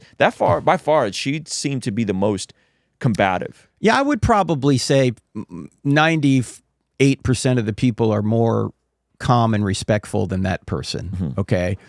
So most of the time, people who come to these events already kind of know what we're doing. And if they don't, when they get in the session, they realize I'm not coming in there and going, well, the Bible says. I'm giving evidence that Christianity's true. And I'm using logic and philosophy and science and in ways to show that, yeah, this is reasonable to believe. So by the time the Q&A rolls around, they know it's not just somebody up there saying, you just got to believe blindly, right? That's not what I'm doing. So there's almost a level of respect people give because they've sat through the presentation and they know that I'm not up there just saying have faith, okay? So I think some of that tamps down some of the aggression. But let me also say this. If I was Ben Shapiro or Charlie Kirk or one of these people that go to college campuses and give more of a political message, I would get more hostility. And they do. You know, they have to bring armed guards with them, especially Ben Shapiro, because Ben is given more of a political message. And I 2 of my 5 books are on politics. I mean, I love politics. I love getting Christians engaged in politics, but that's not my primary message going onto a college campus. It's to give them evidence that Christianity is indeed true, which should then inform their politics. Right? Every area of your life ought to be governed by Jesus. As I always ask Christians, what area of your life isn't governed by Jesus? Oh, well, then you're not living the Christian life fully. Then. No, that's good. That's interesting. The politics bit is interesting because I think here's where I've been, and I think this is where some people maybe relate to. Is I think I've evolved. When I was younger, I was when I first got saved, I was very conservative, right? Then I kind of evolved into this like liberal, live and let live type of approach. Libertarian kind of way? Well, liberal initially, then libertarian. And now I'm back to being a conservative, right? Where I'm like, oh man, like, yeah, no. Like, because you live and let live, there's going to be stuff that gets passed that is counter to human flourishing, counter to these things, which are harmful to people ultimately, right? And then I evolved into more of a libertarian position, but then the libertarian position is part liberal, but because then libertarians are okay with the termination of babies, which I'm not. And now it kind of came full circle, and I'm back to probably the last 4 years, fairly conservative. I think the tough part where, if people are being honest, the tough part within the Conservative Party right now seems, or it seems to be Trump. Yeah, of course. Right? Yeah. Man, good policies. Right. Delivered on the Supreme Court promises, which led to Roe v. Wade getting overturned. But gosh darn it, we're talking about Jesus infusing everything. And it seems, which I think is a fair critique, the entire evangelical community went from no Trump bad, John MacArthur making these statements, to fast forward a year or two later, if you're not voting for Trump, you're not a Christian. Or if you're not voting Republican, you're not a Christian. Right? Just complete polar shift. Right.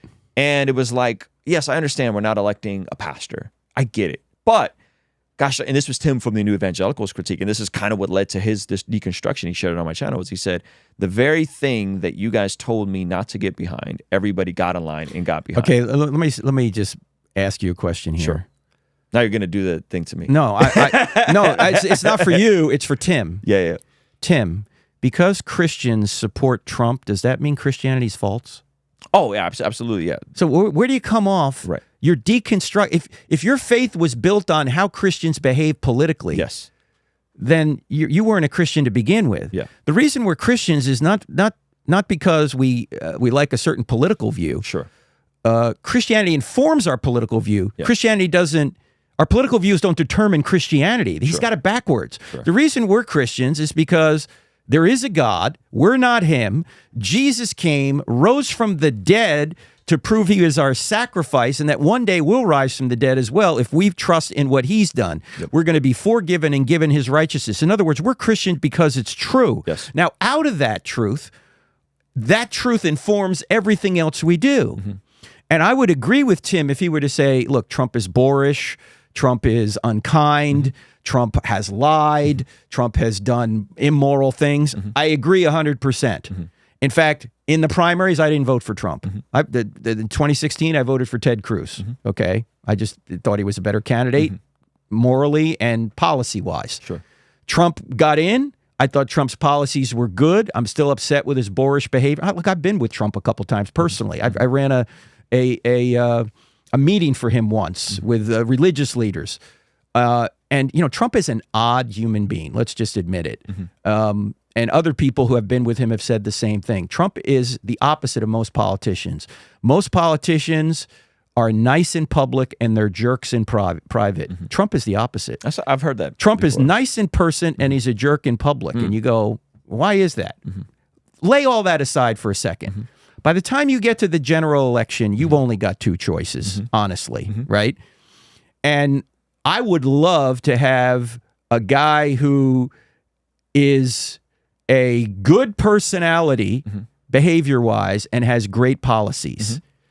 But if I could only have one or the other, it's going to be the policies. Yeah. Why? Because when you're sending a president to Washington, you're sending 5,000 people to Washington, an entire administration and a platform. And if you look right now at the platforms, the Democrat platform and the Republican platform, there's no comparison anymore. Yeah, I would totally agree. I don't think there's a comparison, 100% with you. I guess my question is deeper to what is it about? Is it a Christian thing or is it a conservative thing? Or what is it where I feel like we had other alternatives in the primaries. We did. I feel like Ron DeSantis was fantastic. I'm a DeSantis guy. Right? I agree with you. So why not him? Like we would all look at it as people of faith, and then we'd be like, oh yeah, clearly like the obvious similar policies, maybe a little different here or there. Loved how he handled COVID. Sure. Right. Yeah. Some of the banning of the books thing was a little weird in terms of just the way they represented it. Can I say something about that? Sure. Selecting books for a library is not banning books. Okay. It's not censorship. Every library can only carry a finite number of books. Sure. And a library that is selecting books for children has to select books for children and not books for adults. And so technically it's not censoring the books that adults could read. Yeah. It's saying these are the books that are morally, socially, and intellectually appropriate for kids. I'm totally with you. I'm referring more to the way it came off. I'm not saying way it this came is, off. Well, the media is going to spin it. I'm saying that there was some misunderstanding, miscommunication that seemed to say, hey, we're not going to ban the stuff about sex, or like I'm there with it. It was when it got to like we're going to kind of water down how horrific slavery really was. We're going to water down how much discrimination there really was against black people in this country. Well, they shouldn't do that. Right. And I think that's where, again, because everybody doesn't have time to get into the minutiae of the details, where we're going into those details and we're like, hey, I don't think we should change. We shouldn't say that America is a racist country and everybody's bad and systemic racism is impacting everybody. We shouldn't say that. But we also shouldn't water down the reality of the Tulsa race riots. Of course not. We shouldn't water these things down. And so I think when I'm talking, and this, by the way, this is Jordan Peterson also agreeing with me on this, coming out and saying, yeah, some of this stuff in terms of banning books regarding history, not the best idea. Right. However, we'd have to then get in the details of what these books were and the minutiae of it. But I think on a surface level, so that's what I meant by that. I'm not talking about the crazy queer theory. Stuff. In elementary school, you know, Heather has two mommies, or the drag queen stuff, or whatever. Yes. I think removing stuff that positions America as the villain in an American school is bizarre. But I think removing stuff that waters down the reality of some of these things that happen to Native Americans, to black people, I don't think that does anybody any favors. Right. No, I agrie. But go back, you were talking about DeSantis for a while. Why didn't Christians select DeSantis? I mean, honestly, I didn't vote for Trump in either election. I voted Libertarian. But past times. I'm also in California, so for me, it's like, I don't think my vote really counts here, right? It's going to go one way. But let me say this. Sure. If Christians in California voted biblically, California would be red. I think you're right. Because there are more Christians in California than any other state. Oh, that's you don't realize that. Because there's 40 million people living here, right? Which means there's a lot of Christians.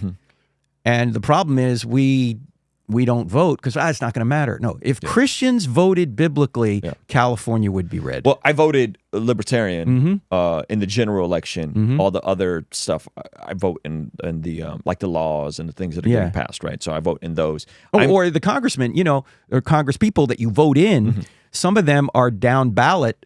People will go to a presidential election and then vote down ballot. But if they figure, it's no sense voting here in California for the president, then they don't vote down ballot, and then the Congress goes the wrong way. I think our representatives in this district, in terms of like Southern California Encinitas, I think are more conservative now. I don't know that for a fact, but I think I'm with you there. No, they are. The problem is what I'm saying is when people say my vote's not going to matter, it might not matter at the presidential level, but it matters at the congressional level and down ballot. That's why you still need to go vote. Yes. And I'm not saying don't go vote. I'm saying I'm having trouble voting for Trump on a general election. And I think there's a lot of people that are like me. Yeah, I get it. Now, I'm not in a swing state, right? So I don't feel that burden. That's kind of what I'm saying. I get it. I don't feel like, oh man, like if enough people, it's not going to move the needle here. Yeah, what I'm going to say, look, how you vote doesn't determine whether you're a Christian or not.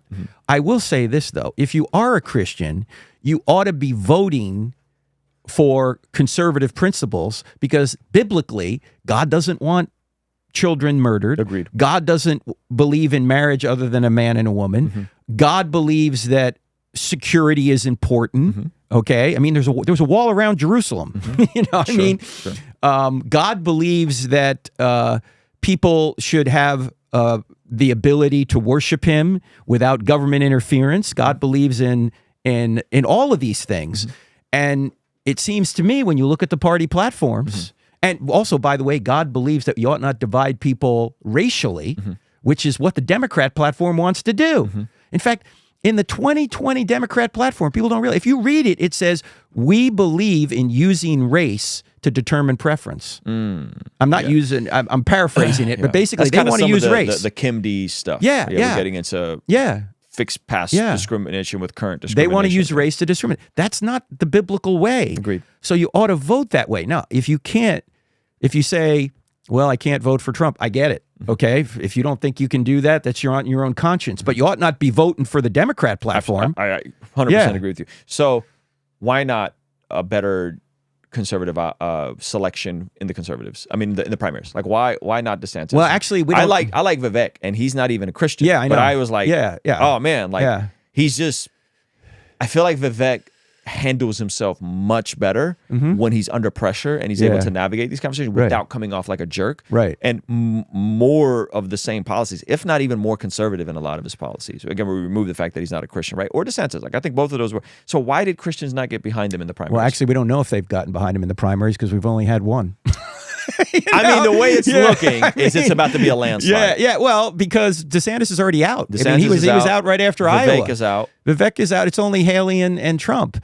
And which I don't like Haley. No, I mean she'd be better than Biden because she'd bring a better platform than Biden. Yep. But yeah, I agree with you. And I think part of this might be motivated too by the fact that, let's be honest, Trump turns people off, but he also inspires people, right? You either love him or you hate him. But secondly, it's not even debatable now that the left has tried to take out Trump by politicizing the justice system. And people are going, that can't stand. If we have a politicized justice system, who's next? And so it's actually counterproductive for the left to try and do this because conservatives are going, you can't do that. We're going to vote for Trump now. I mean, we're going to double down our support for Trump. We're going to overlook all this stuff because you're trying to railroad this guy. Yep. Yeah, I mean, again, another gross miscalculation of the left. You do that and you're not realizing that it's backfiring and it's doing the opposite effect. I mean, look at Adam Schiff here. He's running for Senate here in California. I see his just a couple days here seeing the TV during the football game. I protected this country against a radical president. Yeah, what he didn't say is that he lied trying to protect the country from Trump about the whole Russian thing. It was a big hoax from the beginning, and they knew it. And yet he's trying to say, he's gonna he should be a senator. No, he lied from the very beginning. The whole Russia collusion thing was actually something Hillary did. Right. Not, it's just, it's frustrating. And so people may be just doubling down. But look, you're not going to get from me that Christians are well-informed voters. They're not, tragically. It's the church's fault. We ought to be informing people on how to vote properly. I'm not who to vote for, but how to vote. Vote these issues. Yeah. How many, I haven't looked at the demographics of this, but how many practicing people of faith are in America today? Because that number's declined. Sure. And by practicing, I don't mean identify as Christian, because it'd still be, I'll say 60%, 65% would identify as Christian. But I mean, attend church at least once a month.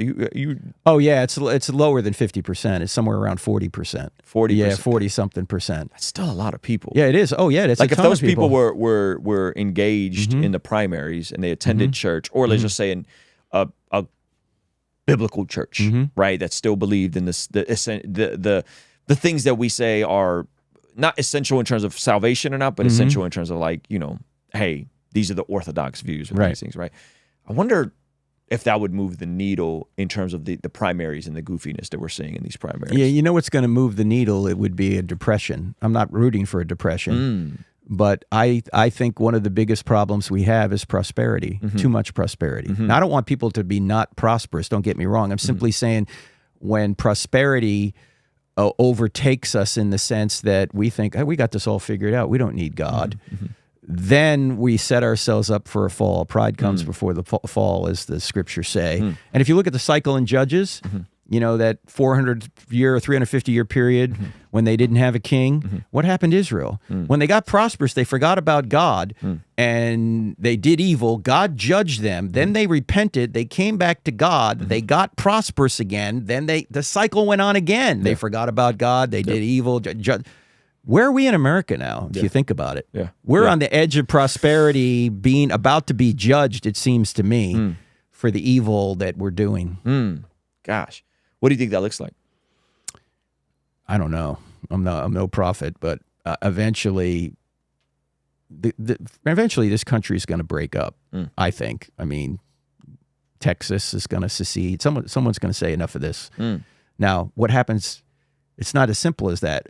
What happens if, say, Texas secedes? What currency do they have? What about Social Security benefits? What about the 50% of people who are getting money from the federal government? Do they stop getting, there's a whole bunch of dominoes that are going to fall. I don't know when that's going to happen, but I submit to you it's probably going to happen from an internal moral decline, much more so than an external enemy. Interesting. And that's what happened to the Roman Empire. Yeah. It degraded morally from the inside. Not from an external force. Yeah, that's interesting. You bring up Texas. What do you make of the border situation there? I've been down that rabbit hole, and I was shocked to find out that Biden basically, when he got elected, removed one of the policies, which is if someone comes over illegally at the border. And I'm an immigrant, so I think immigrants. But you did it legally. Yeah, we did it legally as refugees. Yeah. And I have friends that are dreamers and a part of the DACA thing, right? And I think that's a little different. If you come here as a baby, I don't think you're shipping anybody back to their country. They're American. That's all they know, right? But I think my understanding is that Trump had a law under his policy that if you come over, they release back to Mexico. Biden on day one changed that law, where you catch, you release here, and they get a ticket to come back to a court date. Yeah, what a joke. That's when the entire migrant crisis started. All these people started hearing this thing was going to change, and that's when more and more people from Central America started coming up. And so the governor in Texas basically said that they weren't protecting the borders from a federal standpoint, and the Supreme Court did a first ruling, but I think it got shot down to a lower district court. Now they're trying to bring it back to. What do you make of all this? Well, it seems like globalists are in charge of what's going on now. They eventually want to get to a one world government. That's their goal. And but here's what both of us are going to be accused of, Ruslan, by talking about this. If you're not for an open border, somehow you're xenophobic or you're racist or something, right? Yeah. Now, this is the kind of simplistic analysis that people need to avoid. This is a much more nuanced discussion than just calling somebody who says, I think we ought to have a secure border, a xenophobe. Because everybody believes in secure borders. I always ask people, you have a lock on your door? Oh, you do. Why? Because you know that security is important. You agree on a border, you're just disagreeing on where the border is. That's good. That's good. Right? Yeah. Everybody has a lock on their door because people are inherently evil, and we need to protect ourselves from evil. What is coming across that border? I mean, as Christians, we should want people to have freedom, but that doesn't mean we can uncritically accept people in this country without proper screening. I mean, we have terrorists coming over. We have drugs coming over. We have children being sex trafficked over. And Biden has turned a blind eye to all of this. Mayorkas, the head of, what is he, he's the head of the border. I can't remember the government agency he's over. But he's now about to be impeached. He won't be convicted, but he's about to be impeached by the House because he's not paying attention to the border. He's allowing all this to go on. And we don't need a new law. We just need to actually enforce the laws that are already on the books to fix the border crisis. And Biden can, in a heartbeat, do an executive order and go back to the Trump law. And just really release them back to back, which would make less people probably come over. That's right. I think the compromise of the bill they're trying to pass is the Democrats want 5,000 encounters a day before the border gets shut down. The Republican wants 3,000 before the border shut down. And I'm like, these 3,000 or 5,000, whichever it is, shut it down. Are they still coming over? Yeah, yeah. We meet them there and then they come over. Like, how does this? I'm so perplexed. Okay, let me ask you this: if you had to steelman this from the Democratic side. What would your explanation of this? Because I was talking to my wife about it, and I'm like, I really don't see I don't understand. Like, are they concerned for birth rates? So we need more immigrants, like votes or votes. Like, what is it? Like, so if you have to give a good faith steelman. Well, I have not seen any arguments from that side. Maybe I just missed them. Have you seen any arguments? I haven't. No, I haven't. They're just turning a blind eye to it. It seems there's something nefarious going on here. Right? Yeah. That's part of the problem is they don't want a secure border. And look, to be honest. But why? Why do you think they do? I don't think it's, what is the, don't ascribe to malicious intent, which that could be described with incompetence. Right? Well, like if we didn't do malicious intent and nefarious and we said they're just incompetent and bureaucratic, then what would the good faith good faith may be, well, people have a right to freedom, right? And they come here, right? But while we might say they have a right to freedom, or they personally have a right to freedom, it doesn't mean America needs to provide it to them. Sure.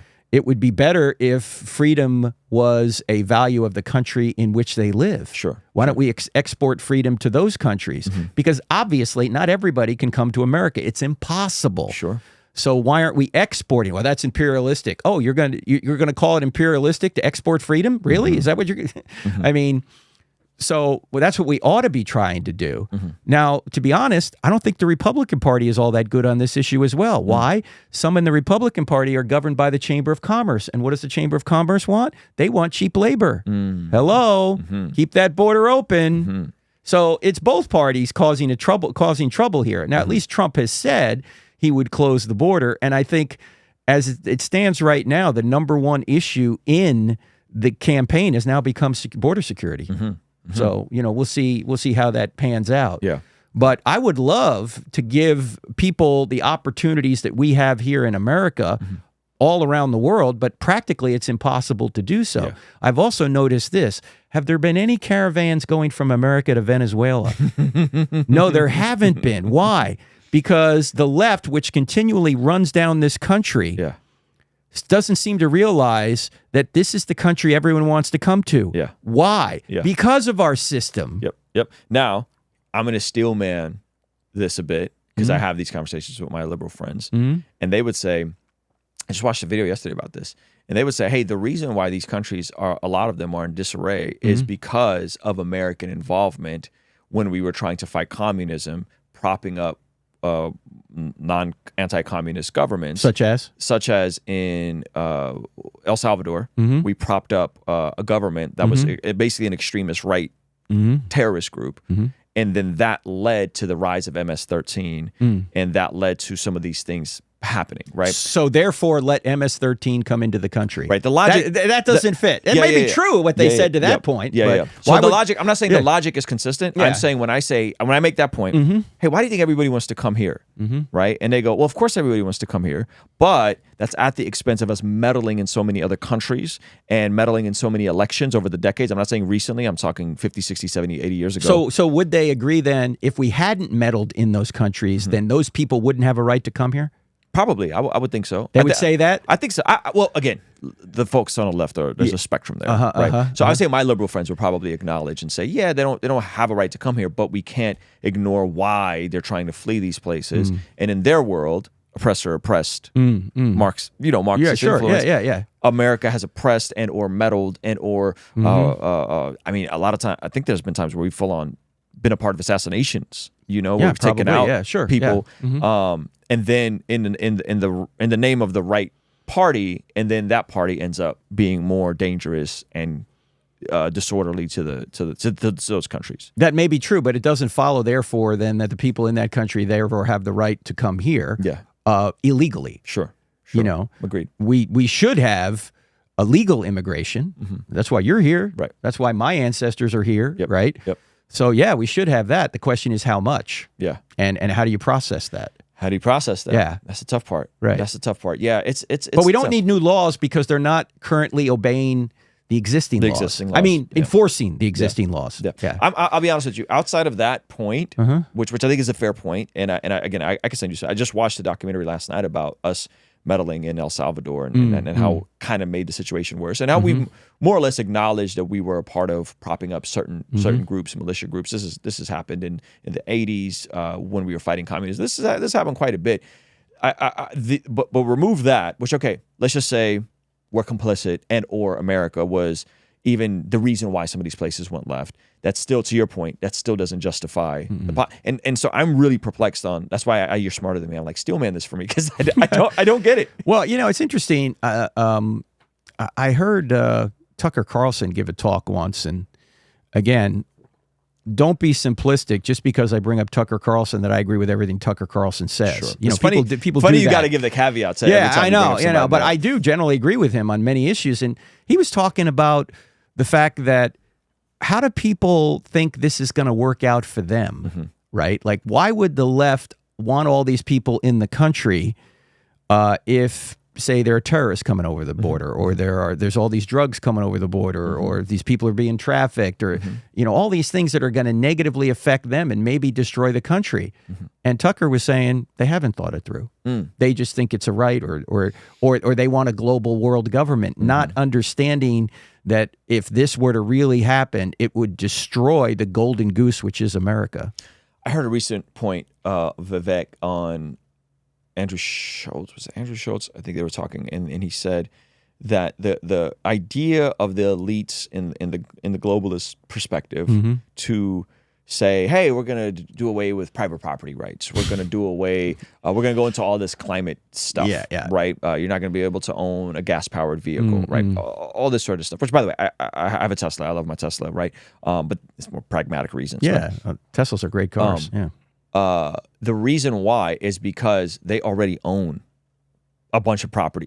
That's right. They're not going to be affected. The elites are going to still be in a cushy position. Right. And so they're having these meetings in the World Economic Forum and these things at Davos and also and it's this is what happens when you don't have God. Right. Is then you create a God. Climate justice. That's right. Becomes your God. Yeah, what does that even mean? Oh, it just means we're going to lower our footprint. It's like America only generates like 15 or 20% of the global carbon emissions. It's China and developing countries that are using dirty fuel. And until you pull them out of poverty, guess what? They're not going to be like, we're going to electric vehicles and solar, right? So these people it's actually a good desire, but it's just one that removes God from it, and so now you have a replacement for religion. Yeah, Chesterton said that. I think it was Chesterton who said that when people don't believe in God, it's not that they believe in nothing; it's that they believe in anything. So they have to put an idol in its place, And even Adam Schiff in his commercial out here for the Senate in California talks about, I'm doing this for the planet, as if the planet is his God. You know, you've got to replace, you got to put some other thing to worship in your top priority bucket there. If you don't have God, and that's part of the problem. And what's so often missed, and you just pointed it out, that this is a system that one thing you do here affects several other things, and if you don't think it through, it can be counterproductive. Years ago, I was over in Switzerland because I have a cousin over there, and I was speaking over there, and he works for the UN. And he looked at me. We're driving in the car. He looked at me. He goes, "What do you think about climate change, Frank?" And I said, "Well, if it is man-made, and that's still a question, but let's assume it is, that climate change is man-made, because, you know, climate's been changing long before human beings existed on the earth, right? And what you're saying is climate change is real. We're just saying how much is man influencing it. But even if it is man-made, let's assume it is. So I turned to him, I said, "Well, Hanu, actually, I said what you just said. If the United States cut its emissions to zero, it wouldn't affect global temperatures at all, because India and China are putting out so much more carbon than we are." And he looked at me and he goes, "You know what? You're right." And the point isn't we need to reduce global temperatures, whatever they are. The bigger point is, how can we bring more people out of poverty? That's right. That's more important, because you're going to kill more people by going to electric vehicles if you tried to impose that and you tried to shut down all industry in these countries by doing that to bring global temperatures down than you would if you just kept if you kept the production as it is. Those people are going to come out of poverty. They're going to live better. So it's a system that people don't seem to make the connection. Yeah, it's interesting. That whole conversation is fascinating when you get into the realities of. In other words, you say at what cost? We want to bring global temperatures down a degree. At what cost? 500 million people dead? Well, is that the cost? I was at Jordan Peterson's art conference, and they had this exact conversation. And there was a lady there. I can't remember her name, but she was from Senegal, from Senegal, Africa, and she said, "You guys could talk about all this stuff that you want to, but like, we're sitting on $12 trillion in oil and natural gas resources. And if we don't do something, there's a projected, I think she said 30 million women that were going to die, or something like an astronomical number. That meaning that if they don't develop the resources they have, it's actually going to cost them life now. It's going to cost suffering now." She said, "You guys stay out of it. Like, we're going to extract the resources we need to pull these different pockets out of poverty," right? Because I don't want to say Africa's in poverty, because that's not true. But there are different pockets that need to utilize these resources, and they need less global bureaucratic oversight. They need to use these resources to build up their economies and pull people out of poverty. And I think my prediction, I think what's going to happen is, hopefully, God willing, we see that happen, and then you could alleviate this with technology and breakthroughs in technology, right? But that's going to take some time. The tech to get the tech, and then to get the tech to India and China is going to take some time. Yeah, right now the cure is worse than the disease. That's right. That's the problem. That's right. And people don't want to acknowledge that. You always have to ask, at what cost? That's right. I mean, I would prefer there were no emissions on anything, but at what cost? At what cost? Right? That's right. And that was exactly her point. That was exactly. I'll send you the video too. It's fascinating. Okay, so this is what we're gonna do. We're gonna go to our Patreon exclusive segment, and I gotta ask Frank a couple more questions. We got to talk about the LGTB issue in terms of the lack of human flourishing that it leads to. It's a little too spicy for YouTube. I want to talk about no-fault divorce laws as well, and connect that. So if you're not on Patreon, meet us over at Patreon. All right, I'll see you over there. Okay, so I'm going to hit the restroom. Yeah, no, go for it. Hey, Patreon fam, appreciate you guys being here. Frank's using the restroom. I'm going to use the restroom too. I was trying to hold it and tough it out, but you go ahead. Someone's in there right now. Oh, someone's in there right now. Okay. He's back. But let me know if you guys got any questions for Frank. We'll hit some of those. I see your guys' chat. We'll hit some of those here in a moment, and we'll come back to the conversation. I usually try not to go, but since you're going, I'm going to go to the restroom. I'm old, man. I need to go. How old are you? I don't know if you want to 62. Oh, man, you look great for 62. I would have thought 50s. I look 61. Yeah. You look mid-50s. What are you, 40? I turned 40 this year. That's what I was told that. So okay, I wanted to verify that. So, I was like, gosh, do I look 40? No, you don't actually. You look 39. So thank you. I'll take it. Yeah, this is live, Joey. So in terms of LGTB stuff, this is a stat I heard recently, and you can see if you've read anything. A pastor said this to me. He said the divorce rate is like 80%.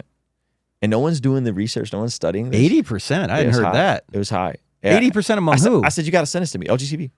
Okay. Yeah. Okay. Right. Yeah. All right. Yeah, 80%. Okay. And he said, you know, he was supposed to send me the study. And I was like, because I couldn't find any numbers on it. I did find these numbers, which again, a little too spicy for YouTube.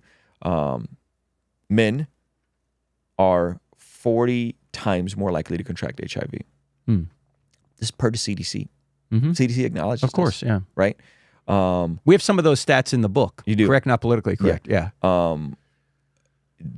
The domestic violence rate is twice amongst bisexual women, and I think I want to say over twice, and then around twice for just regular people, gay, lesbian people, twice. So like the downstream effects of this are pretty insane. Yes, that's one of the arguments we make in the Correct, Not Politically Correct book. One of the things about men-woman relationships is they're complementary in the sense, not just physically, but emotionally. Generally, a man needs to adapt to the emotional needs of a woman in order to have a good relationship, and the woman needs to adapt to the emotional desires or the physical desires of the man. So you sort of have to come out of yourself in order to love the other person. Sure. One of the problems, and this has been documented, it's not just me saying this, one of the problems with, say, male homosexuality is that it leads to explosive promiscuity because all men want to do is copulate. They don't care about the emotional needs. That's what they want to do. And when it comes to lesbian relationships, lesbians tend to put very high emotional requirements on their partners because they're both oriented more toward emotion than the physics, the physical part of the relationship. And so that can lead to these kinds of issues that you're talking about. Now, again, we're not saying this is true of all. Right. We're just saying that generally speaking, there's a higher incidence of these kind of problems. That's why male homosexuals will have so many, on average, more partners than heterosexuals will. Right. That's right. So that's leading to some of these problems.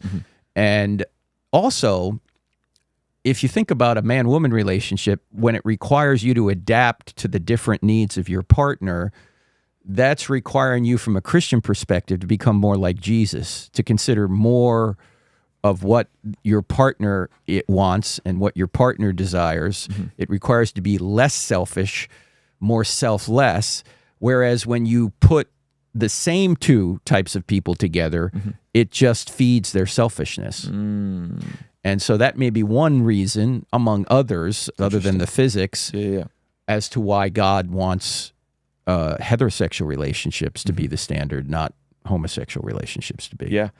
What other, have you looked at any of the other data around this topic in terms of just the downstream effects of it? The marriage stuff is new because, as you know, the marriage just became in every state it's coming up on 9 years, I guess now. So I haven't seen new data on that.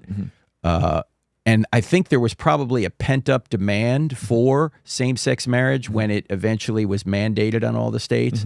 But that's probably subsided now, and it would be interesting to see the studies now, if they're even able to be published. See, here's one of the problems. They don't want to put this stuff out. You remember there was a guy, I want to say his name was Mark Regeneris.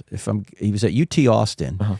And maybe 10 years or so ago, he did some research into how children do in same-sex households. Not well.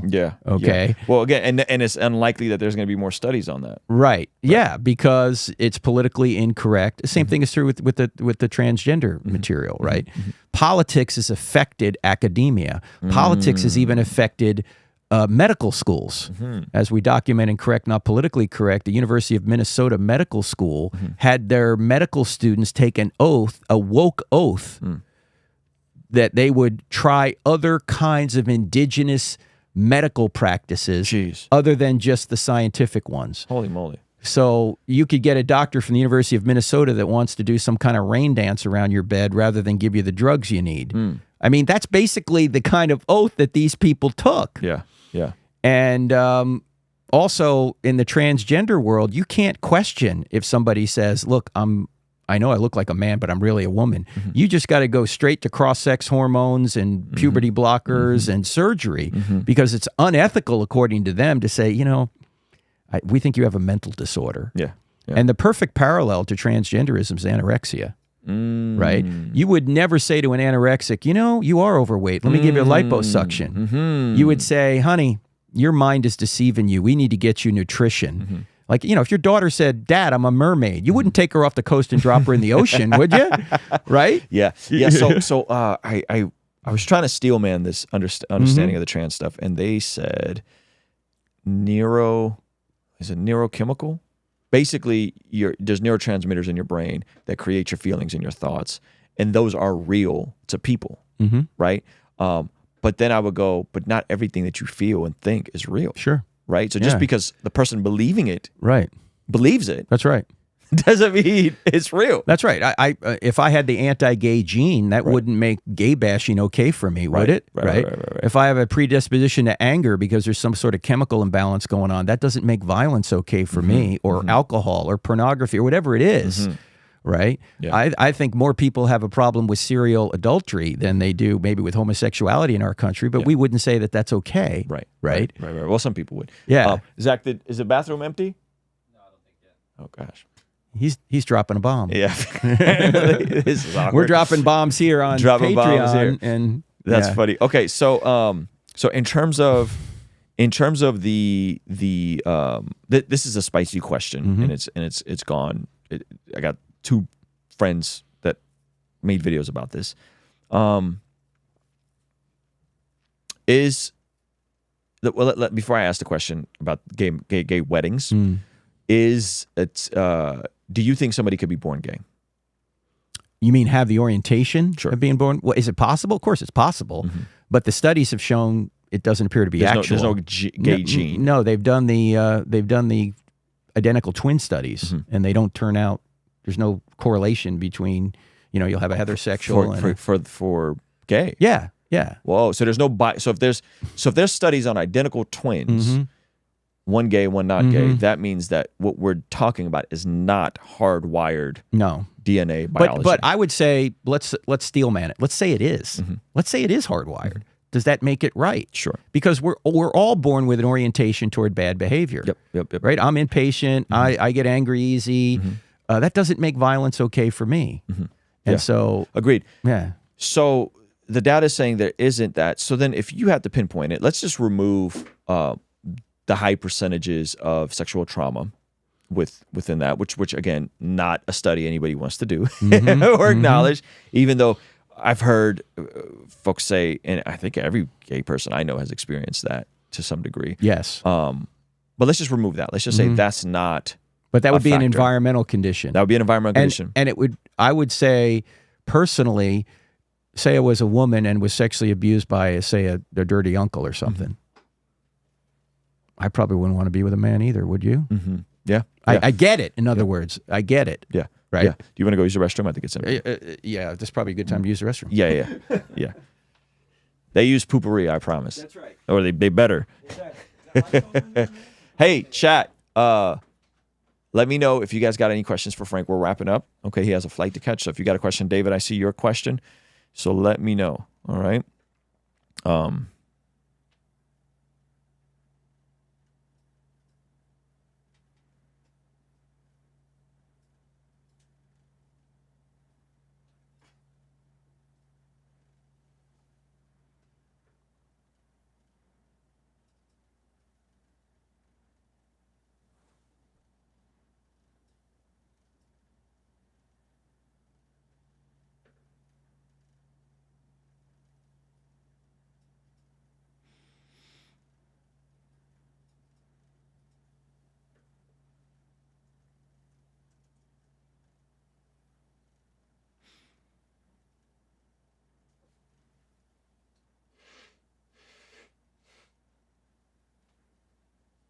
6-digit code from Facebook, Ruslan?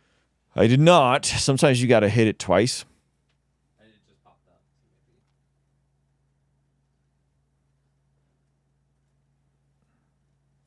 Are you running an ad right now? No. Oh, okay, you're just live. We'll do that later. We have the meeting with the publisher at noon, by the way. I know. I was anticipating that. Oh, I'm hungry. I haven't eaten. All right, I'm just going to tough it out and hold it, Frank. Oh, you are? Yeah, I'm just going to tough it out. Was the bathroom okay? It's habitable. Okay. Hey, I'll keep the Ruslan. If you gotta go, I'll keep the audience entertained. I'll tell some dad jokes if you want. I'm good. I tend to hold it for a while All right. on these types of situations. Okay, so no gene. So okay, so if there's no gene, let's just say a high percentage of them are abused. Mm-hmm. We don't know what that number is, but some say over 50. The people from that community that I've heard in my conversations, I'll say 100% of the people that I've that I know that have been abused sexually. What do you think it is in people? What is happening? What is happening to have this predisposition towards? Like if you had to. Yeah, I wouldn't know other than what you say, sexual abuse or trauma. Okay. And that's from what I've read, the people who claim, well, what do you call it? Conversion therapy is immoral. It's actually not conversion therapy, it's trauma therapy. And that trauma therapy is very helpful if you go through it to try and get over the trauma that you've had. And so I think that's really an issue that ought to be addressed, because why is it if people want to get rid of unwanted sexual attractions that's somehow unethical to help them get rid of them? Yeah. When in fact, if somebody wanted to affirm their certain sexual attraction, that's fine. Help me do that. It's all political. That's part of the problem. Yeah, I think the conversion therapy, that's another one of those like weaponization of language. Sure. You know, like Yeah. what are we saying there? Like somebody willfully comes to a pastor or a Christian counselor, or Christian therapist and say, I want to mitigate these desires. I want to get married and have children. I want to get married and have children. Yeah. And you go, no, that's bad. That's illegal. Right. That doesn't make any sense. That's right. That's crazy. So, okay. So you don't really have an idea. I've heard of people who have been exposed to different types of pornography, and then they go from regular porn to more extreme porn, and then before they know it, they're looking at full on transform gay porn. And I've heard of those situations happening, and there's not any trauma, but just the exposure to something like that. Yeah, you can ruin your brain doing that. Yeah, the dopamine hit and the chemicals that are released. Yeah. That just creates disorientation, new and pathways in your brain. Now, thankfully, that your brain is plastic enough that can be healed again. But tragically, I mean, think about over the past 15 or 20 years, what commercials do you see on TV that you never used to see? In fact, they just emerged out of nowhere. Erectile dysfunction. Why do you see all these commercials all of a sudden? I'll tell you, it's pornography. Men who are engaged in pornography can't have a normal sexual relationship with their wives. That's crazy. And that's why they have to have pills to do it. Man. Think about it. That's nuts. That's why. You didn't see this 20 years ago. Or it's true. It just suddenly comes out of nowhere. Yeah. Here's where it came from, right here. Yeah. As soon as we started getting cell phones and having the internet with us at all times. In fact, I was talking to a pastor, a counselor, and we were talking about what's the hardest addiction to break. And she actually said, it's a pastor's daughter who's also a counselor. She said, I think it's pornography because you take it with you everywhere you go. You can't get away from it. It's right there. Yeah, that's true. Talk to me about no fault divorce laws. You had a video that went viral, and you were talking about how the biggest thing that impacted negatively wasn't gay marriage laws. It was no fault divorce. Yeah, same-sex marriage laws came from no fault divorce essentially, because what happened here in California in probably 1969 or 1970 is Ronald Reagan passed the first no-fault divorce laws. Well intended. What he wanted to do was help people get out of abusive or negative marriages. The problem was is that it was too open a law, apparently, that think about the most important, I know this is sort of, this is desacralizing the covenant relationship when I say this, but let's just look at marriage as a contract. The most important contract in society can now be breached without the consent of the other person. Yeah. Yeah. Think about that. It's crazy. Yeah. If you want out of your marriage, you can do it. No fault. And we just got to divide everything up. Now, it had well-intended, it was well-intended, but it left this huge negative consequence that people could just say, I don't like this anymore. I'm out. Well, that spread all the way across the country. And what it turned people from is from an idea that marriage was sacred and permanent to an idea that marriage is just all about my personal feelings. And if I don't like it anymore, I have a right to get out.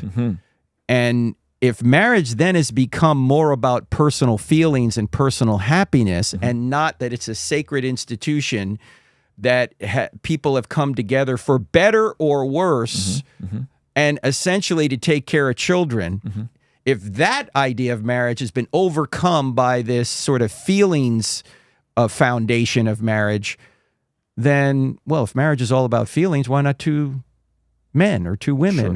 If it's all about feelings, nothing to do with children. So that's what really led to people saying, well, don't they have a right to marry whom they love? When marriage was never, from a state perspective, love was not a requirement. In fact, around the world, most marriages have nothing to do with love. Most marriages are arranged, right? So the reason we got same-sex marriage is because heterosexuals decided that marriage is all about feelings, not really about any commitment. And that bled over into, well, why does it have to be man and woman? Could be two men, two women. Yeah. I went down the rabbit hole of divorce statistics. I've engaged, I'm not sure if you're familiar with this community, the Red Pill community. It's the men's rights community. I haven't heard of it, no. Yo, man, good for you. They use this like line of no-fault divorce, which we would agree it wasn't a great law, and then they will basically position men to be the victims in a society that's dominated by fourth-wave feminism, fifth-wave feminism. I see. And well, it is true that about 70 to 75% of marriages are initiated. I should say divorce. Sorry, are initiated by the woman. Yeah. I think it was around 70%. Right. So the interesting part, though, is when you look at the divorce rate, first of all, 50% divorce rate, completely not true. That was a prediction from the no-fault divorce era. They were predicting that divorce rate would be 50%. It never got that high. The actual divorce rate is between 35 and 40%. And that's also skewed because of the people that get multiple divorces. That's right. They're more likely to get divorced. Right. And what I discovered is that if people are married, if they practice their faith regularly, meaning they go to church a couple times a week, and they make an above average income, the divorce rate falls off a cliff. Because usually the biggest issues in marriages is around money fights, money problems. Dave Ramsey has talked about this for years, and also around not communicating, not learning how to share feelings and issues and concerns. And if you think about it, make an above average income, go to church, practice your faith, be a person of faith, pray, read your Bible, and the divorce rate amongst Christians specifically who do these things goes lower. And so engaging in this conversation in these communities, I'm like, well, you guys just need Jesus, and you need to figure out how to provide for your families. Like, figure out how to create a situation where your wife can stay home. There's a Gallup study that they did with working women with children. And they surveyed working women with children. They found out that 56% of working women with children 18 and under would have preferred to stay home had they been given the opportunity to. Not conservative women. Just everybody. Not Christian women. Yeah. Not women with kids 5 and under or kids 3 and under. 18 and under, 56%. So if we adjusted some of those things, imagine women, kids 5 and under. What would that number look like? It's like we were talking about before in the previous broadcast about how one thing affects another. There's a ripple effect. That's right. Because if more homes have two-parent households, more homes have two parents working, then the kids aren't as taken care of as well, obviously. That's right. That can create social problems. And when it creates social problems, the government inflates itself in order to take care of those social problems, which means your taxes go up, which means now you have to have two incomes in order to make it. That's right. So you're creating this vicious circle by doing this. Yeah. And they found, I got to pull the study up, but they found that a single earner family versus dual incomes, they actually net more. They take home more because less gas money to drive to work. You don't need two cars necessarily. Less eating out, less dry cleaning. All those expenses get mitigated. No childcare, which is huge, massive now. Yeah. So you eliminate childcare, you eliminate driving as much, you eliminate needing to eat out as much, you eliminate any potential dry cleaning if someone's like you got two lawyers or whatever. And then they found that I think Jordan Peterson has talked about this extensively. Is that when they have two lawyers that are married together, there becomes a massive exit of women lawyers in their mid-30s. They just fall off a cliff. Why? Because they get married to other lawyers, and they realize, if I have a $400,000 take-home income or $700,000 income, my quality of life doesn't change. I'm going to go be with my kids. I'm going to go be with my kids. It just makes more sense, right? Yeah. And so it's fascinating that when you peel away at all this stuff, you go, man, it really is the way God designed it. You know, and I'm not saying like women working outside of home is bad or anything like that, but I think generally speaking, when there's little kids at home and men learn to provide, they need and mommy. take care of the kids need mom when they're little. Father's got to figure out how to earn more. That's right. You know, and that could alleviate a lot of these tensions within marriages. Absolutely. Yeah, no question. What do you think is this is from our Patreon, biggest threat to the church right now? Ignorance and apathy. Okay. Those are the two biggest problems. In fact, a number of years ago, one student asked Dr. Geisser in our seminary class, what's the greatest problem in America? Is it ignorance or apathy? And he said, I don't know and I don't care. No, we're just not engaged. We have too much prosperity, and we think Jesus is all here to make our lives better, when in reality, we're here to follow Jesus despite whether it makes our lives better or not. Jesus said, take heart. He said, no, if they persecuted me, they're going to persecute you, but take heart, I've overcome the world. Paul said, anyone who lives a faithful life in Christ Jesus will be persecuted. So we tend to make decisions based on comfort rather than truth. You know, is this going to make me more comfortable? If so, I'll do it. If not, no way. We don't want to sacrifice anything. We don't want to lose our lives to gain. We don't want to deny ourselves. We want Jesus to make our lives better, and that's not the message of Christianity. Jesus may make your life better, but there's no guarantee. You may be persecuted. You're to follow him, and we need to make that message more explicit to people so they know. You said ignorance and apathy. That's so good. I'm in the process of putting together a book on godly ambition. So my view is this. My view is there's a war on ambition, on good ambition. There's a war in the world. Right? If you want to go and build a business, you want to go and earn more money, multiple factor wars, right? That's a privilege. You're able-bodied. You're going to create more issues for the environment. Why should you have kids, right? There's an actual war going on in the world against people who are aspirational, ambitious. And then in the church, it's cognitive dissonance. Well, are you sure rich man can't enter the kingdom of God, right? Like all this theology that demonizes people who desire to build and leverage wealth. Can I say something about that? Sure. They haven't read Luke 16, because Luke 16 is the parable of the unjust steward. And Luke 16:9 says, basically, use your money to win people to Jesus. That's right. So that they will welcome you into everlasting habitations, i.e. heaven. Yep. I praise God that there are Christian business people out there who make so much money that they can fuel what we do at Cross Examine, and they can fuel what you do here, and they can fuel their church, they can fuel parachurch organizations, missionaries. It is true that, at least to a certain extent, money makes the world go round. And we can't ignore that. And Jesus talks more about money than virtually anything else. Yes, he doesn't say money's the root of all evil.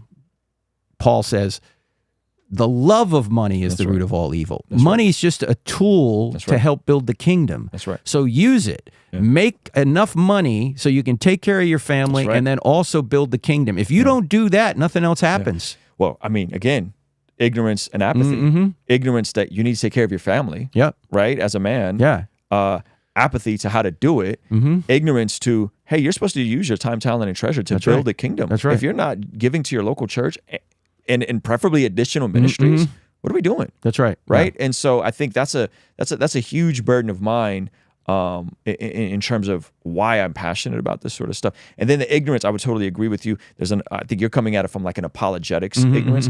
I encounter so many young men that just don't understand how anything works. Like, how do you pick the right job in the right season? What skills should you develop? Where should you be focusing your time in the season? So they're products of the public school system. Absolutely. It's super sad. And so I like that you said ignorance and apathy, because from my vantage point, I see the exact same thing, and it's really alarming. Well, those young men who don't know how to do anything, did they have a dad at home? Did the dad mentor them, or do they get everything they know from YouTube? Right. Which actually, you can learn a lot from YouTube. Yes. You can build a house by going to YouTube, right? Yep. But it would be better to have someone mentor you. Right? The tacit knowledge is different when it's in person, and there's someone that could do life with you. Yeah. I love how you describe that. Last thought. Have you seen Alex O'Connor's conversation with Ben Shapiro? Yes. What'd you think of that? I thought it was a good interaction, but I don't agree that Ben put his best foot forward with Alan. with Alex. Yeah. And I had a conversation with Alex like 6 or 7 years ago in London. I saw that. He's a great young man. I really like Alex. I remember you saying you were jet lagged. Yeah. It assumed he's moving more toward at least theism. It seems like it. It seems like it. Yeah, I really like Alex, and he's very smart. What do you think about this, Alex? Which I thought was, in my opinion, if this isn't a magic bullet against atheism, I don't know what is.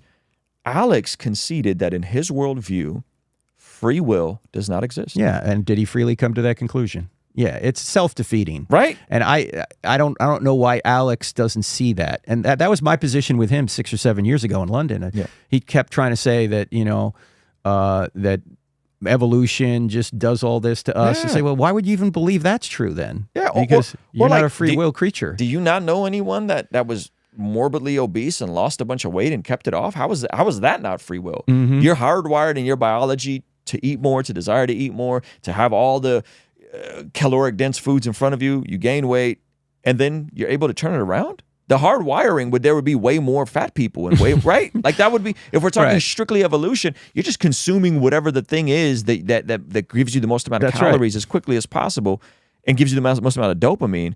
And so the fact that people can change, which I think everybody would agree that people can change, I think is the magic bullet to say, well, then based on that conclusion and based on Alex's logical conclusion that there is no free will, that's a magic bullet against atheism. Well, the other magic bullet against atheism is it's made reason impossible, because you're not reasoning, you're just reacting. You're just a molecular machine. You're just a moist robot. If you're a moist robot that thinks atheism is true because physics told you, then why think atheism's true?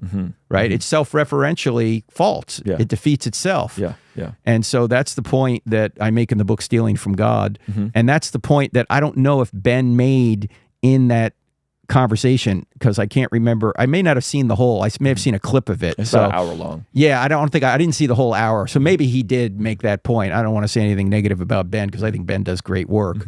But the clip I saw, he didn't come back at Alex and say, well, why do you even believe that then? If it's just, if you don't have free will, why are we even having a debate if there's no free will? Ben was definitely more of the humble posture in the entire debate. I think he did that on purpose. Alex had a conversation with William Lane Craig recently. Yes. And they talked about the causal effect. And William Lane Craig brilliantly let him go down a logical conclusion of like, okay, let's just say nothing can create itself except the universe. And then he said, you realize that it requires more faith to believe that the universe out of nothing created. He said, so I'm going to hedge my bet as an apologist that doesn't make sense. And so that was another one of the times where Alex was like, I've never thought about apologetics that way. Like it makes more sense to say that there is something that had to cause the universe than to say nothing. Of course, caused the universe. yeah. And if space, time, and matter had a beginning, which even atheists are admitting it did, what could have caused that? Only something spaceless, timeless, immaterial, powerful, personal, and intelligent. That sounds a lot like God. We don't know if it's the Christian God at this point, but from one argument, the cosmological argument, we know we have a being that could be the Christian God. Now, if we see there's evidence that Jesus rose from the dead, then we can say that the same being that walked out of the tomb 1,991 years ago is the same being in whose divine nature created the universe out of nothing. Yeah. Do you start with the resurrection, or do you start with... I start with cosmology. Well, I start at truth. Does truth exist? Because a lot of people say there's no truth, and I'll say, is that true? You know? Yeah. It's self-defeating. This postmodernism relativistic thing is self-defeating. Right. So truth first. Then God. Then God. Then miracles. Then are miracles possible? Are miracles possible? Yeah. Not the resurrection, but the miracles. Yeah, and then the resurrection. Okay. Yeah, those are the 4 points I give on a college campus. I love that. The other thing I wanted to mention with regard to Ben, and again, they were talking about the Bible supposedly condoning slavery in this video. Yeah, I saw that. And one thing that Ben could have said, and he didn't, unless I just missed it because I didn't see the whole clip, is that, Alex, by what moral standard on atheism is slavery wrong? Right? If there's no God, slavery's not wrong, rape's not wrong, murder's not wrong. It's just your opinion. Sure. So what Alex is doing is he's stealing a standard of morality from God while at the same time claiming God doesn't exist. Yep. So, and by the way, slavery in the Bible is not the kind of slavery we had here 160 years ago. Slavery in the Bible was indentured servitude. And the King James, believe it or not, translated it properly.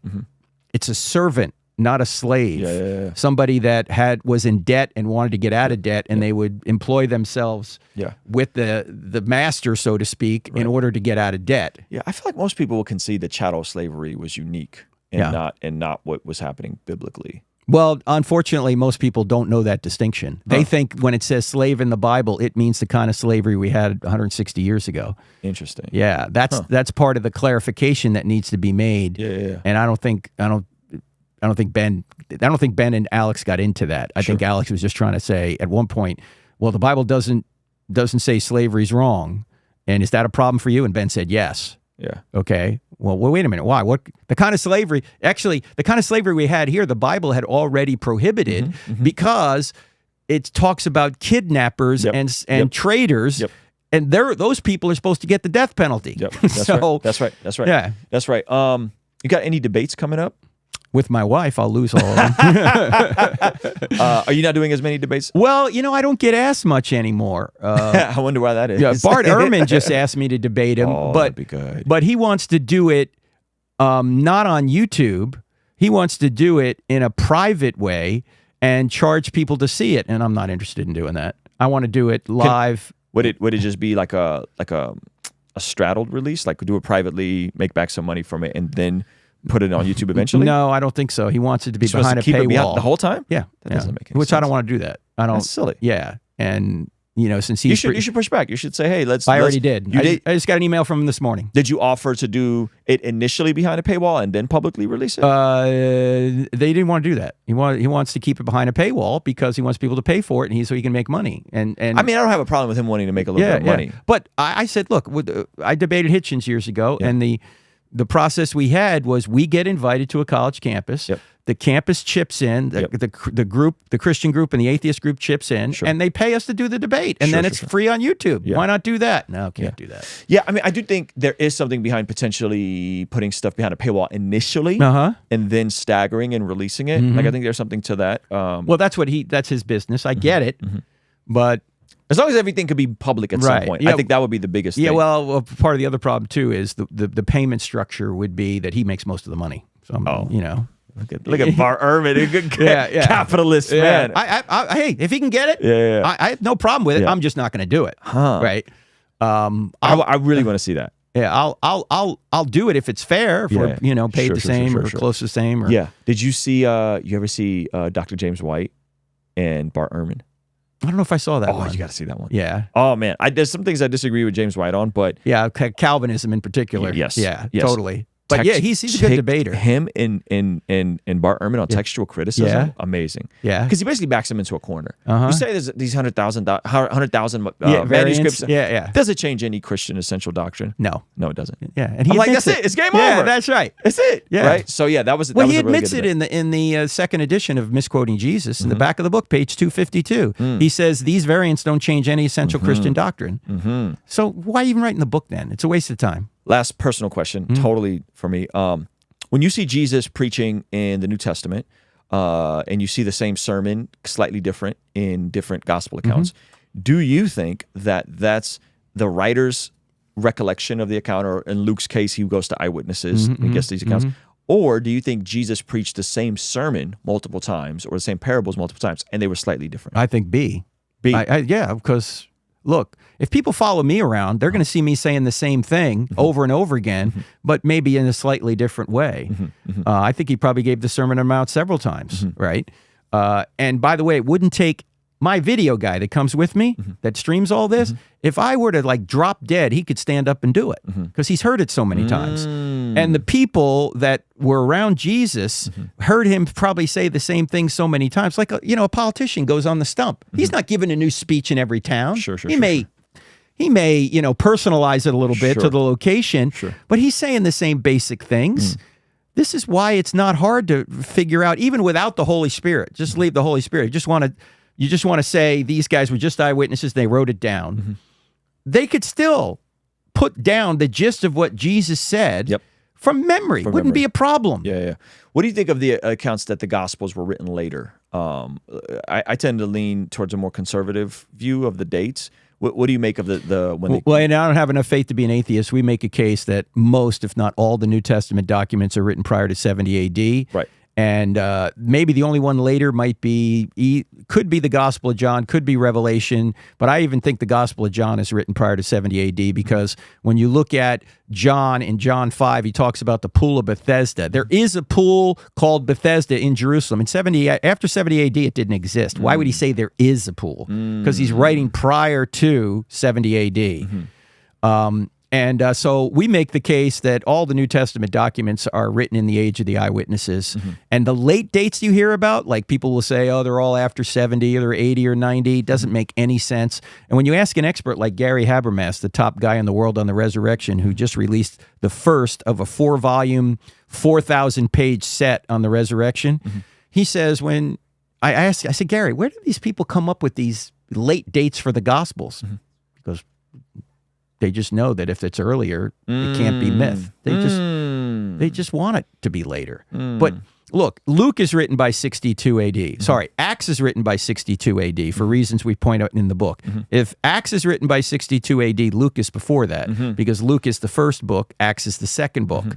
And many think Mark is prior to Luke, so now you're getting even earlier. Some even say Mark may be written prior to 38 AD. Why? Because the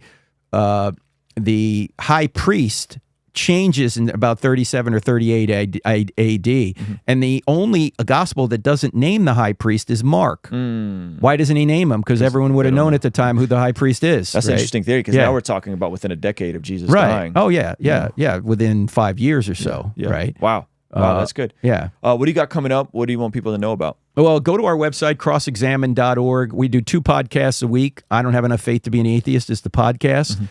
A few days I'll be at Purdue University. I don't know if this is going to broadcast by then. That's February 1st. Also, and they can see that on our website and our YouTube channel because it's streamed. And then we've got several churches we're going to be at, several other universities this semester. If they go to crossexamine.org, they can get the app, the Cross-Examined app, the calendar's on it. So that's what we have coming up. We're also using AI to translate a bunch of our stuff into the top 30 languages around the country, around the world, I should say. Yeah. And that we're just getting spooled up on that. We've got actually a company developing a proprietary AI to take our best stuff and then put it in these different languages. You still need a native speaker to check it because AI is not perfect in this regard. But that's what we're working on around the country, around the world. That's awesome. I should say. Guys, get that Cross-Examine app. Make sure you're subscribed on all platforms. Follow Frank Turek. Thank you so much for doing this. I appreciate you. My pleasure. Thanks for having me. I'm going to have you on my podcast if that's all right. Yeah. It'd be great. All right, guys, we're out of here. Peace.